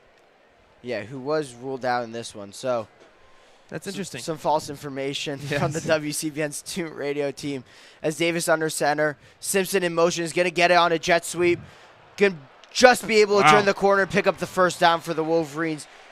Very, very close to being tackled, but just a little bit too fast with a hop and a skip. It's going to be 1st and 10 at the Central Michigan 24-yard line as we're under a minute left here in the third quarter. Yeah, and Anthony Simpson showed his speed there, the grad student, 5'11", 186 pounds from Hartford, Connecticut. Yeah, he was quick there. He was able to pick up the first down for the Michigan Wolverines, continuing their drive. Ball on Central Michigan's 24-yard line. Wolverines 1st and 10, back in the pistol for Jaden Davis. Kuzdal behind Davis. Frederick Moore near side. Looks like O'Leary on the far side. First snaps we've seen from him today. Just claps his hands twice. Gets the handoff, hands off to Kuzdal. Kuzdal gets 3-4 yards. He's going to be tackled, and that's probably going to be the last play of the third quarter as he gets down to the Central Michigan 18-yard line. Wolverines in the Central Michigan red zone for the 6th time today as the play clock is off. Wolverines are going to head towards the sideline. They're going to flip sides of the field as the band is getting ready for their after third quarter performance that the student section loves so much. Yeah, Mr. Brightside coming soon. Hopefully you all can hear it. Yeah, Bryson Kuzdal, the junior, 5'11", gives the Michigan Wolverines another option in their backfield if anything, hopefully not barring anything happens to Justice Haynes or Jordan Marshall. Yeah, that was a good run. Strong run, 8 yards. Puts the Michigan Wolverines inside the red zone looking to score again. And really for the past decade or so, Michigan has been very good at churning out running backs. Obviously Mullings and Edwards recently, but if you want to go farther back, you've got Blake Corum, you've got Hassan Haskins. Yes. Ben Hall transferred out of Michigan after playing here last year, so now you've got Haynes, you've got Marshall, who are obviously 2 studs. Yeah, you got Kuzdal. And you've also got, as you said earlier, Capana. So you've got a very deep backfield here for the Wolverines, which is exactly how they've wanted to play since Jim Harbaugh came back, and exactly what they've continued since Sherrone Moore took over. And one of the reasons we're seeing such great rushing impact is the offensive line. And that's something that Jim Harbaugh did not do a great job recruiting at the end of his time when he was here. So it's good to see the offensive line really put it in work today. Freeing up those holes for our running backs, for the Michigan Wolverines running backs to roam through. But a lot of Justin Haynes today has been by himself, breaking tackles, juking defenders, finding the holes that are not there, kicking out wide. Justice Haynes has really been playing well today. And through the 2 games, right, 284 rushing yards through the first 2 starts of his UM career, most by any back since at least 2000. Yeah. He has been the biggest winner of the transfer portal here for Sherrone Moore and his team, and something that they needed to see after the departure of Khalil Mullings and Donovan Edwards last year. And I'm sure with his father playing at Georgia and playing in the NFL, he's given him some impact and insight in how to run the ball at a Division I school with aspirations of the NFL. Here comes Mr. Brightside. Students are electric right now in the big house. Where do you think Mr. Brightside ranks on, college football traditions? Because you obviously have Jump Around in Wisconsin. Right. You have Enter Sandman at VTech. I don't want to be biased here. I personally love it, but I think I'm going to try to be a little bit unbiased here and say somewhere within the top 10. I think that's fair. I think that's fair. Well. I don't think it's a top 3 tradition. I would definitely agree, but it's great tradition for the Wolverines. And I think after the third quarter, I think is just really solid. It's a huge push. At night when the lights are on, it looks really cool. Obviously, Oh, yes. Jump Around in Madison has registered earthquakes. Yes. So not quite on that level, as Wisconsin, the next home game for the Michigan Wolverines will be Wisconsin on October 4th here in the Big House. We're about 3 seconds here from starting. Jane Davis in the pistol, Simpson, and that appears to be Jamar Browder on the near side. Yes. Payne O'Leary, Massachusetts man, on the far side. Kuzdal behind him as Simpson's going to come in motion. Davis hands it off to Kuzdal. Just speed right up the middle. Is going to pick up the first down and more down to the Central Michigan 7-yard line. As Blake Fraser jumps on the pile at the end. Probably a little unnecessary, but fun to see. Kuzdal, another strong run there. Pushing the pile, dragging defenders with him. Another strong run from Kuzdal. Down inside the Chippewa 10, inside the 10, down to the 7-yard line. First and goal for the Michigan Wolverines. 7 touchdowns for the Wolverines today. Have been incredibly efficient in the red zone. Payne O'Leary near side. Browder and Simpson on the far side. Kuzdal behind Davis. Simpson in motion once again. Hands off to Kuzdal. Kuzdal plows down. Is going to get all the way down to the 1-yard line. Almost in for his first career Michigan touchdown. I would love to see the goal line replay on that one. Just shy of the end zone. Marks him a yard chart. Hurry up offense here from the Wolverines. Jane Davis takes a snap off to Kuzdal. Kuzdal pushes it in. Michigan Wolverines touchdown. Kuzdal is able to rush that one in. Inside zone, right up the gut. Just like we've seen all drive. What a drive from the Wolverines. Jane Davis's first drive. 14 minutes left in the fourth quarter. Perry, it feels like whenever the Michigan Wolverines touch the ball on offense today, it's going the length of the field. Yeah. Their 7th touchdown on the day. 8th touchdown on the day, excuse me. Yeah, Michigan Wolverines scoring on all cylinders right now. Zavada about to put up the extra point. Right down the middle once again. A beatdown that hasn't been seen since the J.J. McCarthy days. Yes, I would 100% agree with that statement there, Perry. 14 minutes, 1 second left. And agree with that statement there, Perry. 14 minutes, 1 second left in the game. Michigan Wolverines up a commanding 53 points. Let's talk about Michigan's upcoming schedule as Yes. we, go into another TV timeout. Next week at Nebraska again without Sherrone Moore. Yes. Suspended for one more game this season, and then at Western Michigan in Germany next year. Yes. Then you've got the bye week, which Zach Bryan playing in the first career concert at Michigan Stadium. Yes. The following week you're home against Wisconsin. So these next 2 weeks, especially on the road at Nebraska, a game that I've been concerned about, as a fan for a little bit, similar to how I've been concerned about the USC game the week after Wisconsin. 2 very difficult road games for these Wolverines coming up, as they most likely until Ohio State on Thanksgiving. Yes. And that's good and bad for the Michigan Wolverines. Until Ohio State on Thanksgiving. Yes. And that's good and bad for the Michigan Wolverines. Ranked Oklahoma at the time. Road wins or home wins against some ranked opponents, but their only chance to do so will most likely be against Ohio State November 29th. Right after Thanksgiving. After USC, as Perry mentioned, the Michigan Wolverines have host Washington in the Big House. After going on the road last year. Will be at MSU. That's always after going on the road last year. Will be at MSU. That's always a trap game. No matter where, a gritty game. where Michigan State is looking to break their losing streak to the Michigan Wolverines. Game real quick. Yes. They're going to be coming back from LA. Yes. A little bit of a time zone difference. Just something to know, as 325th consecutive game over 100,000. Wow. 110,740 game over 100,000. Wow. 110,740 packed big house for Central Michigan. It is relatively close. Yep. Then a note after Mr. Brightside has played, I would say a good 25% of this stadium left. Yeah. A lot of empty seats now, but there's still upwards of 80,000 people here in the big house. And that's usually how it is. I was always told by my first bus ride on those blue buses on the Michigan campus through Mr. Brightside, you gotta stay through the little dance. As Sunderland now getting ready to kick for the Wolverines. Once again, it will be Biggins all day. Has returned one from Zavada. Yes, that is very true.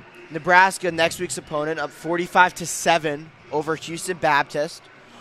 And also winning against Howson. So Big Ten having some success outside of Wisconsin, who are on the road against Alabama, as that kickoff is going to go out the back of the end zone for a kickoff. So the Chippewas will get the ball at their own 25 with 14 minutes and 1 second left.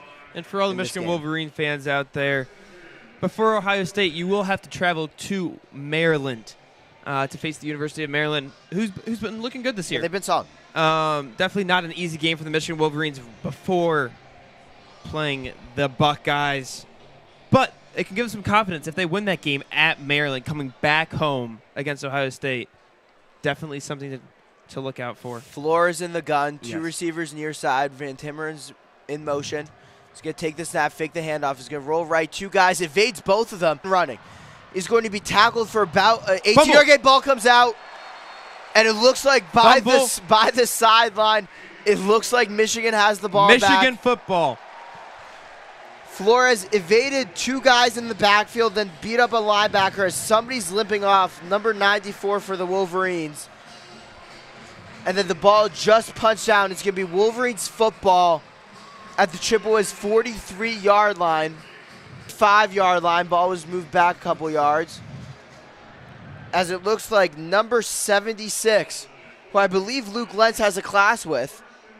Kinda. That will be Manuel Bagel getting the running back, number That's 27. Jasper Parker, true freshman. As he's going to barrel down just at the first down marker. They're signaling first down. Chains will be moved. Michigan's ball, 35-yard line, 13.5. And something to note is this Chippewas defense is top. Over 300 yards on the ground for the Michigan Wolverines, just pounding smash-mouth football. The Michigan Wolverines offensive line. His right hip. Parker claps once, twice. Simpson on the near side, now in motion. Going to go back towards the side. Davis hands it off to Parker again. Parker just trying to buy some time, does so. His hand out, trying to buy some time, almost like Le'Veon Bell there. I do agree. To the backfield that we see from Le'Veon Bell. That's from a true freshman as well. Immediately go into a sea of bodies and bounce it outside. It's something that the Michigan Wolverines like to see from their true freshman running back. Davis in the pistol, Parker behind him. It looks like Browder on the far side. Davis going to hand it off to Parker. Parker's got a hole. He's going to try and cut back and is going to be tackled right around the Chippewas 27-yard line. Going to be 3rd and 2 coming up here for the Wolverines. Yes, the referee marks him 2 yards short. Michigan Wolverines by the Chippewas, and that is in a match when you're losing 53 in a game, when you're losing 53 points is not something the Chippewas had in mind today. Two receivers on the near side. Parker in the backfield. Shotgun once again. Eli Owens as the tight end. He's going to give to Parker. Parker's got a hole. He's going to pick up a first down and more all the way down to the Chippewas 20-yard line as the Wolverines are right about at the red zone once again. 11 minutes and 45 seconds left as Anthony Simpson's going to come back in the game for Eli Owens. And something to note was Kuzdal only got one series here in this game. For the third string running back, he did come in with a little bit of injuries, questionable whether or not he was going to play. Freshman Simpson, Browder on the near side. Simpson's going to go in motion. Jane Davis in the pistol, hands off to Parker. Parker's got a lane. Andrew Marshall had the block on the outside, just tripped up there. A nice shoestring tackle. If they didn't get that shoestring tackle, that is a walk-in touchdown for Parker, the true freshman. Looked like he was tripped up by Elijah Gordon. Yes. From Central Michigan. from Midland, Michigan. 6-foot free safety. As it's going to be 2nd and 6, ball on the 16-yard line as we're just under the 11-minute mark. Parker just to the right of Davis as he's in the shotgun. Simpson in motion once again. He's going to give it to Parker. Parker avoids a tackle. Thought you got tackled for a second. Kind of stopped in the middle there as he's going to work it back down to the 12-yard line for a 4-yard gain. It's going to be 3rd and 2. I've never seen that. I've never seen that. It kind of looked like he just stopped in the middle of the field for maybe half a second. Didn't know whether to spin, to juke, to hurdle. Just stopped backwards. And avoided a tackle from a Central Michigan linebacker whose jersey I couldn't see, and just kind of just almost there. like took his hands off the controller just for a quick second. Yeah. Jane Davis down the gun. Parker on his left hip. Marsh and Browder on the far side. Hands off to Parker once again. He's going to get first down to the goal line and tackled at the 2-yard line. Going to actually get down to the 1. So now we're going to have 1st and goal from Michigan, leading 56-3. Michigan Wolverines have rushed the ball for 366 yards today. 7 touchdowns on the ground, looking to make it number 8. And based off this drive, I'm going to guess that they punched it on the ground. We have not seen a pass from Jaden Davis on this drive. Same formation as last play. Davis in the gun, Parker on his left hip. Is going to give it to Parker. Parker makes a cut. Just appears to be short. Referee see it the same way. 2nd and goal coming from inside. Short. Referee see it the same way. 2nd and goal coming from inside the 1 now. Michigan averaging just under 8 yards. Bryce Underwood finishes his day, as I mentioned, a lot of rushing yards, 12.7 on average. So when he scrambles, he takes off. Browder on the near side. Parker on his left strip of Davis, who's in the gun. Marsh comes in motion. Return back to his side. Davis hands off to Parker. Parker Referees are right running at the goal line, and they're going to mark him in. Touchdown. Touchdown for Parker. Everyone scores today, Perry. Everyone scores. Everyone the 9th eats. Touchdown for the Michigan Wolverines. Everyone the 9th eats. Touchdown for the Michigan Wolverines. The true freshman Parker finds his way on to the end zone against the Chippewas. Michigan barring an extra point, Michigan is going to go up 60 points. Not something I had on my bingo card today. No. I did not expect the Michigan Wolverines to take a commanding 60-point lead. 9 rush attempts for Jasper Parker on that drive, 45 yards, 5 yards a carry. Justice Haynes having some fun with him on the sideline. Just under 5 minutes for that drive as Michigan's 9th touchdown of the game comes at the hand of the freshman. Zavai lining up again for his 9th extra point. Snaps good, holds good. Zavada good for the 9th time today, 63-3. Boom goes the dynamite for here Zavada. at Michigan Stadium as we're with 9 minutes. Yeah, 60-point lead for the Michigan Wolverines. Fans continue to clear out. I don't really blame them. Maybe get out. Try and get out before the traffic, but I mean, yeah, the traffic's already going to be. When you have 110,000 people right in one stadium, and you have really one way out State Street, which is like half closed anyway because you know, construction. Because construction at as soon as school starts, which makes a little sense. But I digress. It's going to be tough to get all these people out in a timely fashion. Obviously, a lot of people walk here, all the students. 20,000 students, maybe 15, 20,000 students walking across the streets. It's tough to drive. Oh, I refuse to drive on game days. Oh yeah, you cannot drive on game days. That's why. And so it's amazing. You see 110,000 fans in the stadium making trips from all over Michigan, other states. Everyone tuning in, thank you very much for listening. Yeah, it's been a great day here in Ann Arbor. And as you said, the jaywalking. I do it myself. I'm not going to, tell anybody not to jaywalk because I see a light and I'm not at the crosswalk. I'm just going to cross. And, sometimes that might mean, a little hairy interaction with the driver. Right, and that driver's going to be a little. You will probably see another 100 people jaywalking behind Harry. Yeah, exactly. Harry's a leader out there of the jaywalking community. So, yeah, Michigan Wolverines, a lot of players with the helmets off on the sideline, looking to just chew away this clock and get another win in the win column, start the win streak. Hopefully the Wolverines look to remain that way till the end of the season, something that will be tough to do, but definitely after today possible for Michigan Wolverines. And it's important to get this written right. Coming off the loss at Oklahoma where, to be honest, the offense looked inept, right? It was a struggle. You need to come out here, make a statement, right away 14-0 in the blink of an eye. You have 2 turnovers here today. Elijah Dotson on the interception, Bagel on the forced fumble. Yes. 2 touchdowns off that. Build some momentum going into Nebraska, which isn't going to be an easy game without your head coach. Sherrone Moore could help practice with the team last week, cannot help practice in between the suspension this week. That is correct. So something to note here for the Wolverines. But Biff Poggi, who's the definition of a football guy, right? Yes. Cut off Yes. sleeves. Certainly doesn't need it. Ran a hedge fund for a decent amount of time. Certainly a big leader for this team. Yeah, and for sure, as you mentioned, it wasn't just a must-win game.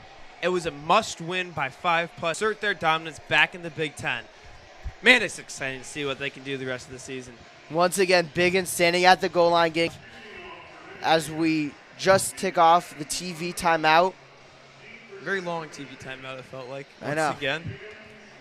But Michigan football is about to be back underway. Best part about WCBN, no commercials. You can listen to us talk That's exactly right. about jaywalking if you want to. Yeah. Sunderland's going to boot it from the Michigan 35-yard line. Biggins just going to stand there and watch it. Go over his head for a touchback. Yeah, when the Michigan Wolverines go up 60 points, you got to find things. Perry loves to talk about his jaywalking, so unfortunately you all have to listen to that. But I personally enjoy it. I'm sure some of you do as well. Chippewas will get the ball at their own 25-yard line. Still looking what quarterback it's going to be here.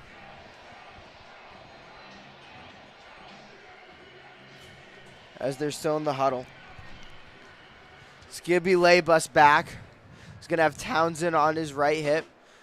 2 receivers on the near side. One comes in motion. Hand it off to Townsend. Townsend's going to be wrapped up there for about 2-yard gain for the Chippewas over to the Central Michigan 27 left in the game. It doesn't seem to matter who's out there for the Michigan defense. That defensive line is stout. They're pushing the Chippewas offensive lineman back into the running back, making plays right at the line of scrimmage. And we've seen that no matter who is on the field for the Michigan Wolverines. Angel Flores out here. Sorry for the double negative. But he just fumbled on that last possession. I did not expect to see him out here. Joe Labus is at the helm. Under center, actually. Under center, fullback. Looks like Townsend once again in the backfield. It's going to be a little bit of a pitch. He's going to be wrapped up there by Michigan. Again, somebody from the second level coming to make a tackle. Looks like it was Chase Taylor. Yes, the linebacker. Just textbook play from the Michigan Wolverines, allowing 1 or 2 yards. They will take that all day. Almost forcing the Chippewas to pass here on 3rd down and 6 at their own 29-yard line. Under 8 minutes left in the game now. I'm sure the Chippewas, they've only had 1 red zone visit today. I'm sure they'd like to see it one more time. Labus in the gun. 33% from 3rd down today. 2 receivers on the far side, 2 on the near side. One's going to come in motion. That's Henry Dryden. Labus is going to drop back to throw. As he throws, it's going to be caught down the field for a 1st down for the Chippewas. Nice throw by Labus to hold in there and deliver a very good throw. Yes, Justin Ruffin Jr., the freshman from Kentucky. Able to bring that one down. Yeah, it was a nice ball. A little bit underthrown, but the receiver was able to make a play there. Just over the top of Kanoa Winston. Yeah, Joe Labus is driving now. Hoping to find the red zone, hoping to put some more points up for the Chippewas. 3 receivers out to the near side. Has Townsend on his right hip, back in the gun. 1 receiver comes in motion. Going to be a handoff to Townsend, then fakes a throw. Townsend's got some room. He's going to be tackled for a 3-yard gain just over midfield. Under 7 minutes left in this one. It's going to be 2nd and 7 coming out for the Central Michigan Chippewas. That was a pretty decent carry. 4-yard gain for the Chippewas. 2nd and 6, very manageable. They can run the ball. They can pass the ball here in this next down. We'll see what Joe Labus wants to do. Has not been great passing the ball today, but is coming off a nice pass on that prior play to the run up for 4 yards. Joe Labus. Labus in the gun, has Townsend on his right. 2 receivers on the near side. Ruffin in motion. He's going to hand it off to Townsend once again. He's going to be wrapped up for about a 1.5-yard gain. It's going to be 3rd down coming up for the Chippewas. 3rd and about 5 from the Michigan 48-yard line. And I am slightly confused. I know they're just trying to probably just chew the clock away, get out of here, take their loss. But why not try to air the ball out? We just saw Joe Labus pass the ball for a good 20 yards. You're 2nd and 6. You're down 60. Try to go make something happen. You've not been able to run the ball against this Michigan front all day. We'll see if they can pass the ball here on 3rd and 5. Labus in the gun as Townsend on his right hip once again. 2 receivers near side, 1 on the far side. Michigan's showing 5 at the line, showing blitz. Labus going to take the snap. They all come. A linebacker comes up the middle, kills Labus. Labus gets the ball out of Ruffin right at the first down marker. And they're moving the chains. First down, another great throw by Joe Labus. Yeah, under pressure. Central Michigan's going to look to do this a few more times down the drive, bringing in a heavy package now. We can expect to run. Michigan Wolverines are not going to substitute anyone. Troy Bowles coming right up the gap just a second late. Joe Labus calling in the play. About to break. But yeah, nice throw from Joe Labus. Delivering a strike under pressure with the middle linebacker screaming free at him. Delivers a throw, gets hit. He's in the gun once again. 3 receivers far side. Townsend on his left hip. Receiver comes in motion, looks like a wham. He's going to hand it off to Townsend, who's going to be stuffed for no gain by that Michigan defensive line. It's now 2nd and 9 there. Picked up the 3rd and 5 on the Joe Labus throw. 2nd and 9 here at the Wolverines 42. Central Michigan making a little bit. I will say it over and over again. Chippewas have not been able to find any movement on the ground today.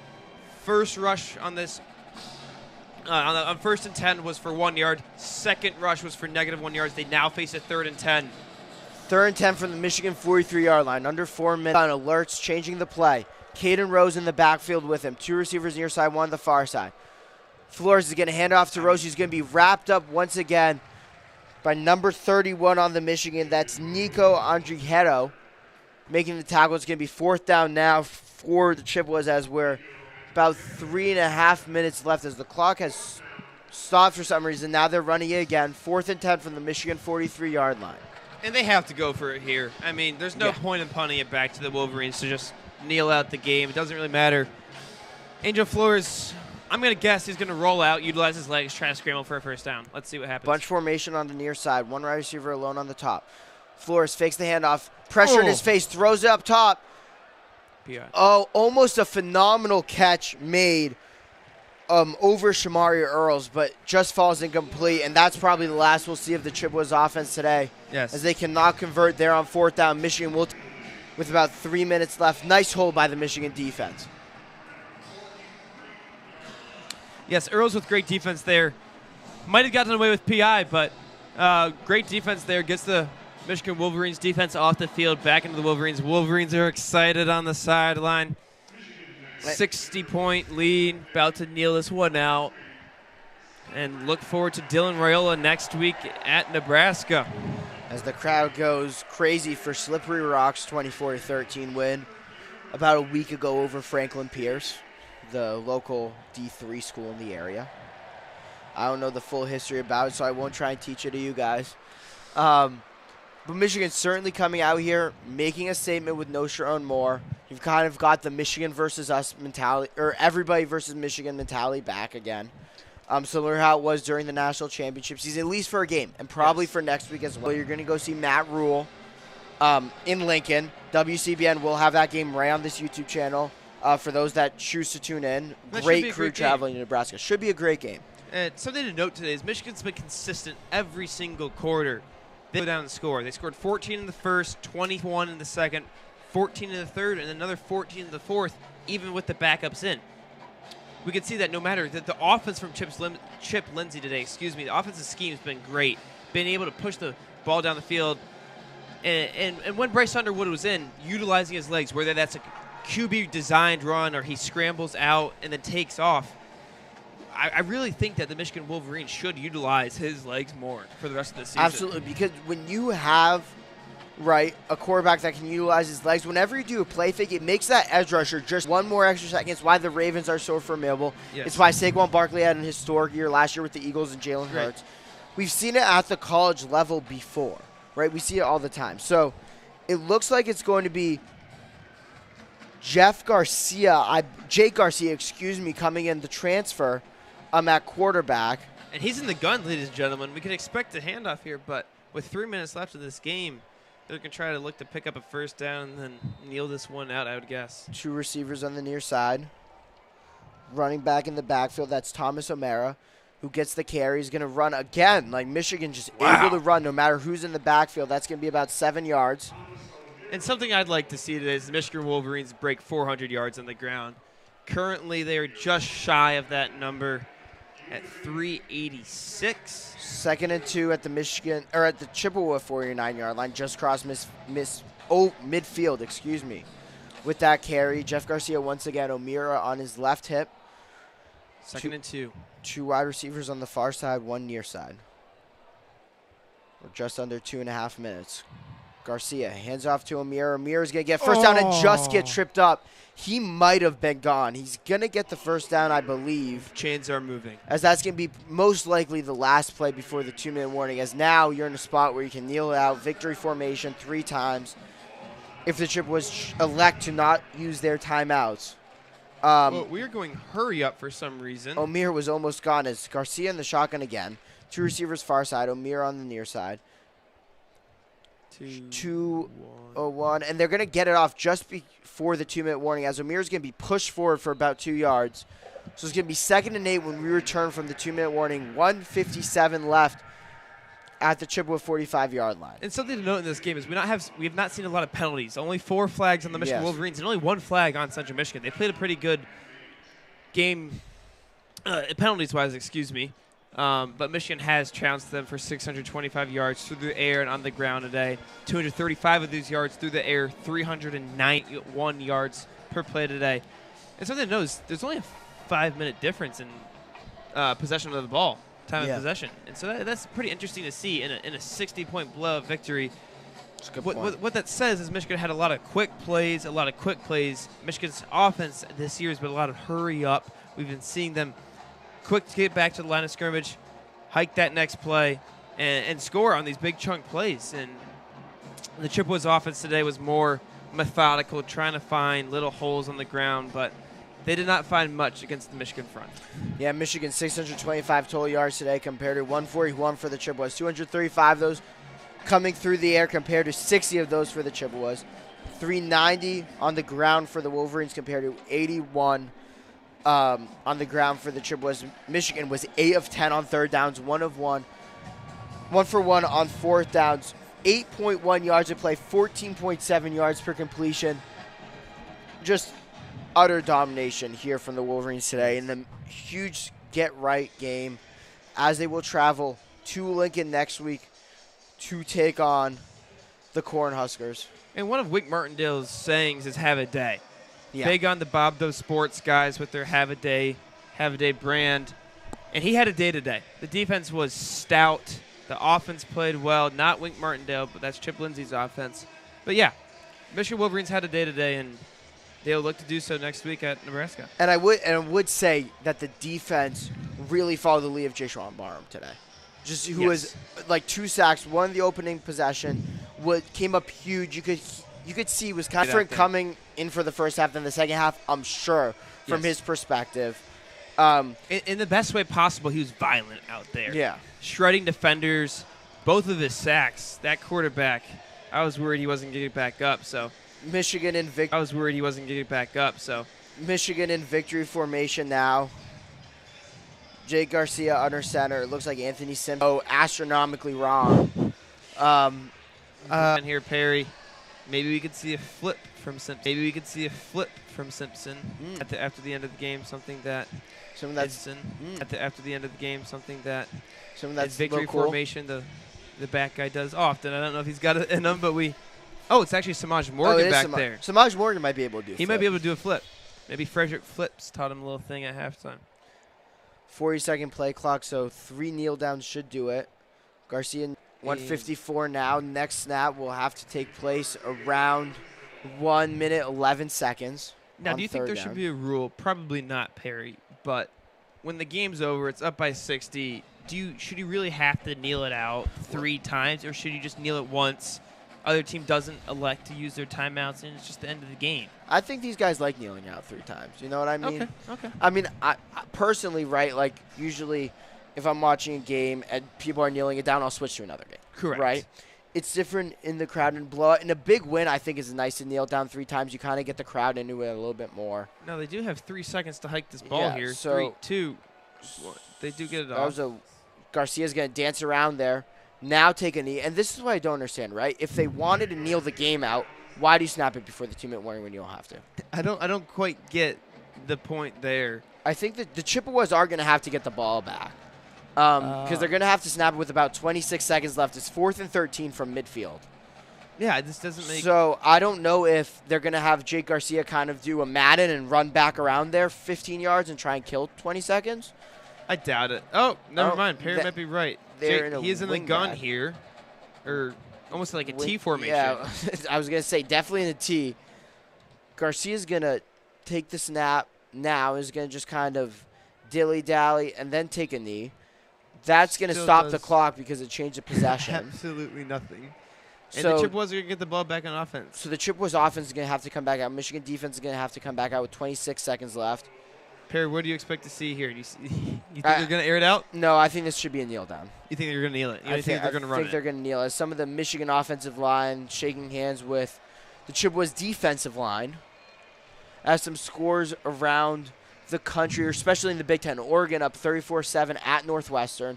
Alabama up 38-14 at home against Wisconsin. And the game of the early window, Georgia Tech up 21-14 at home against Clemson, who, to say the least, has struggled out of the gate this season. Yes, they have. Cade But Klubnik not looking as Labus good as promised, but will kneel down. Clock's going to hit triple zeros. Michigan wins 63-3.